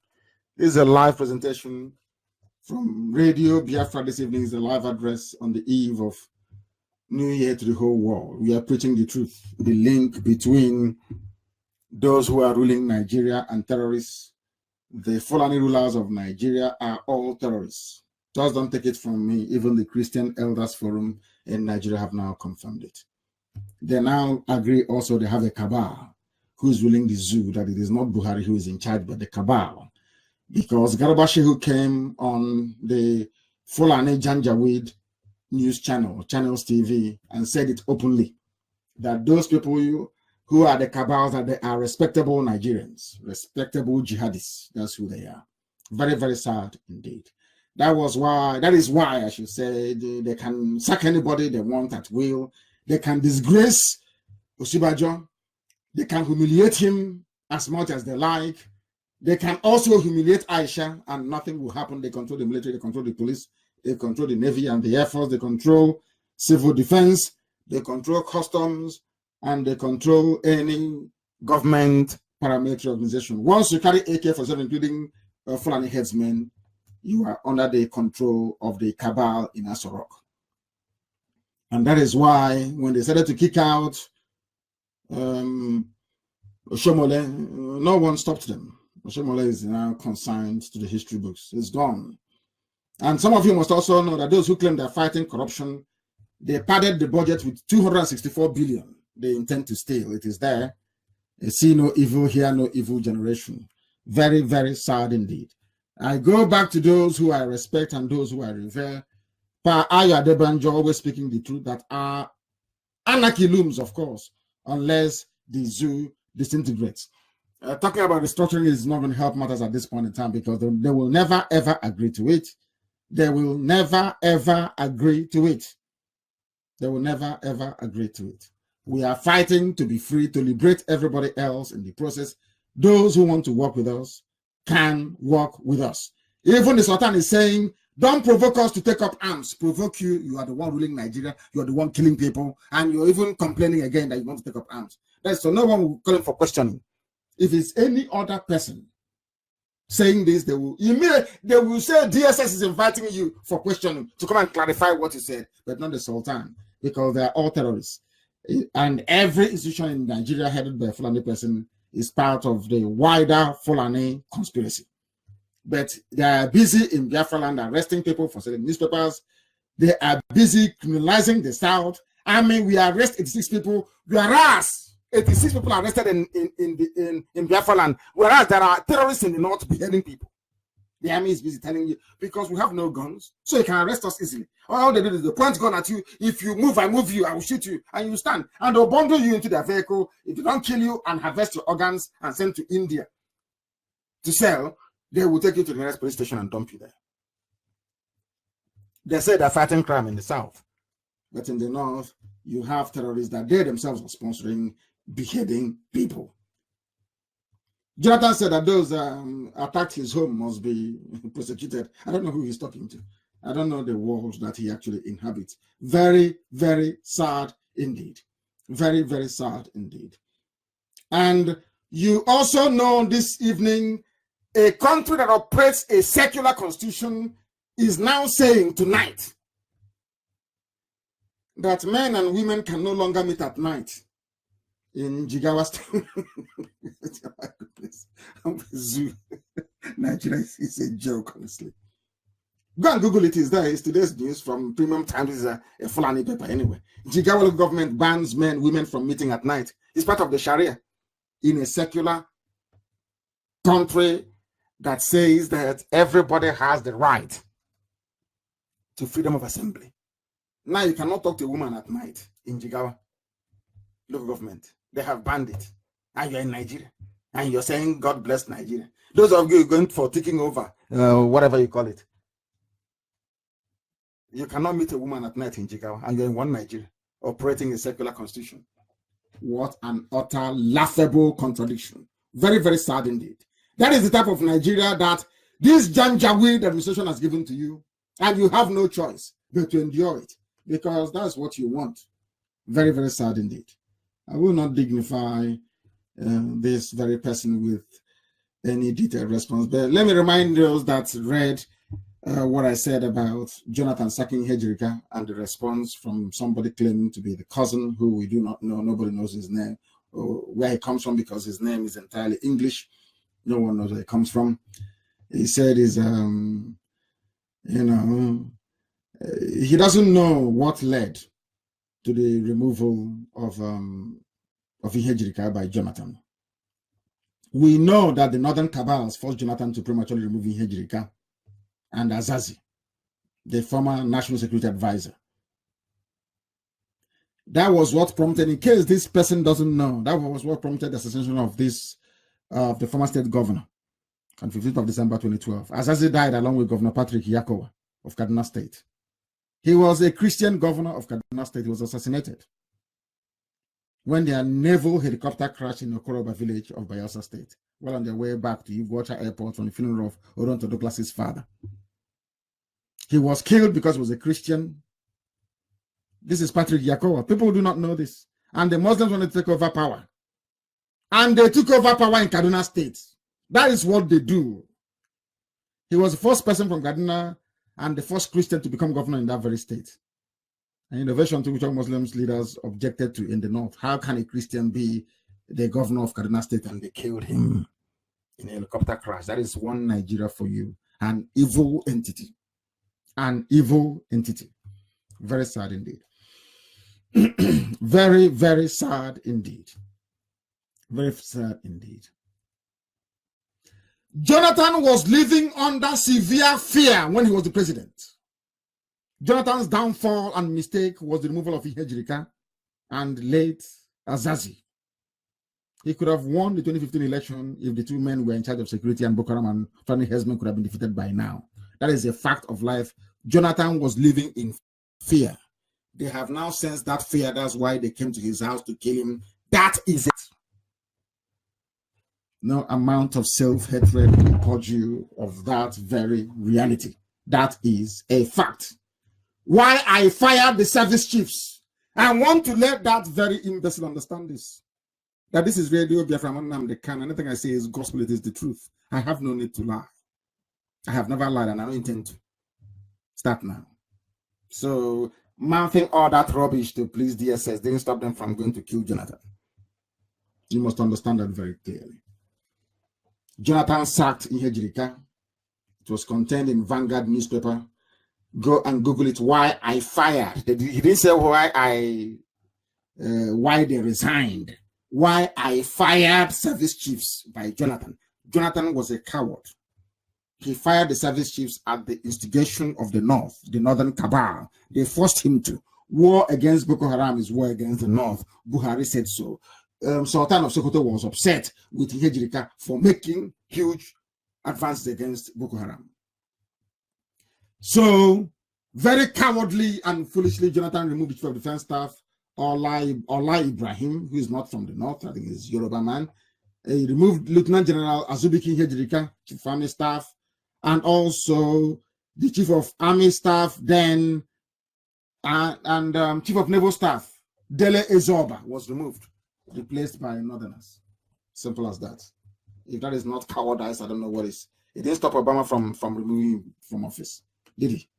You don't go pleasing the North and hoping they will love you. That means you're a very stupid person. Very, very stupid person indeed. And without this very evening, there are many of them. Go and read up on them. How Jonathan sacked these people. It is very clear for the whole world to see. This is Radio Biafra. You have joined us this evening and we have brought you this very gospel. And we are wishing you, for those of you who adhere to the Gregorian calendar, I must also tell you that this calendar that you're adhering to, sometime, I think it was in 1472, the then Pope Gregory, removed 12 days from the calendar in order to make sure that Christmas falls every December, every winter. Do you understand that? Now, I don't want to go into that because some of you may be too much for you to absorb. But what you're following is called the Gregorian calendar. It's not the calendar of nature, but all the same, I wish you a very happy new year wherever you are around the world, and especially those who believe in the truth. May the truth and the light that it represents always find you. And from me, from here this very evening, on a day where we have demonstrated our unalloyed devotion to the worship of Elohim, that Biafra, we state very categorically and equivocally, is our religion. Here on Radio Biafra is where we worship, because Chukwokika Biama is our God. From me, from here, good evening and Happy New Year.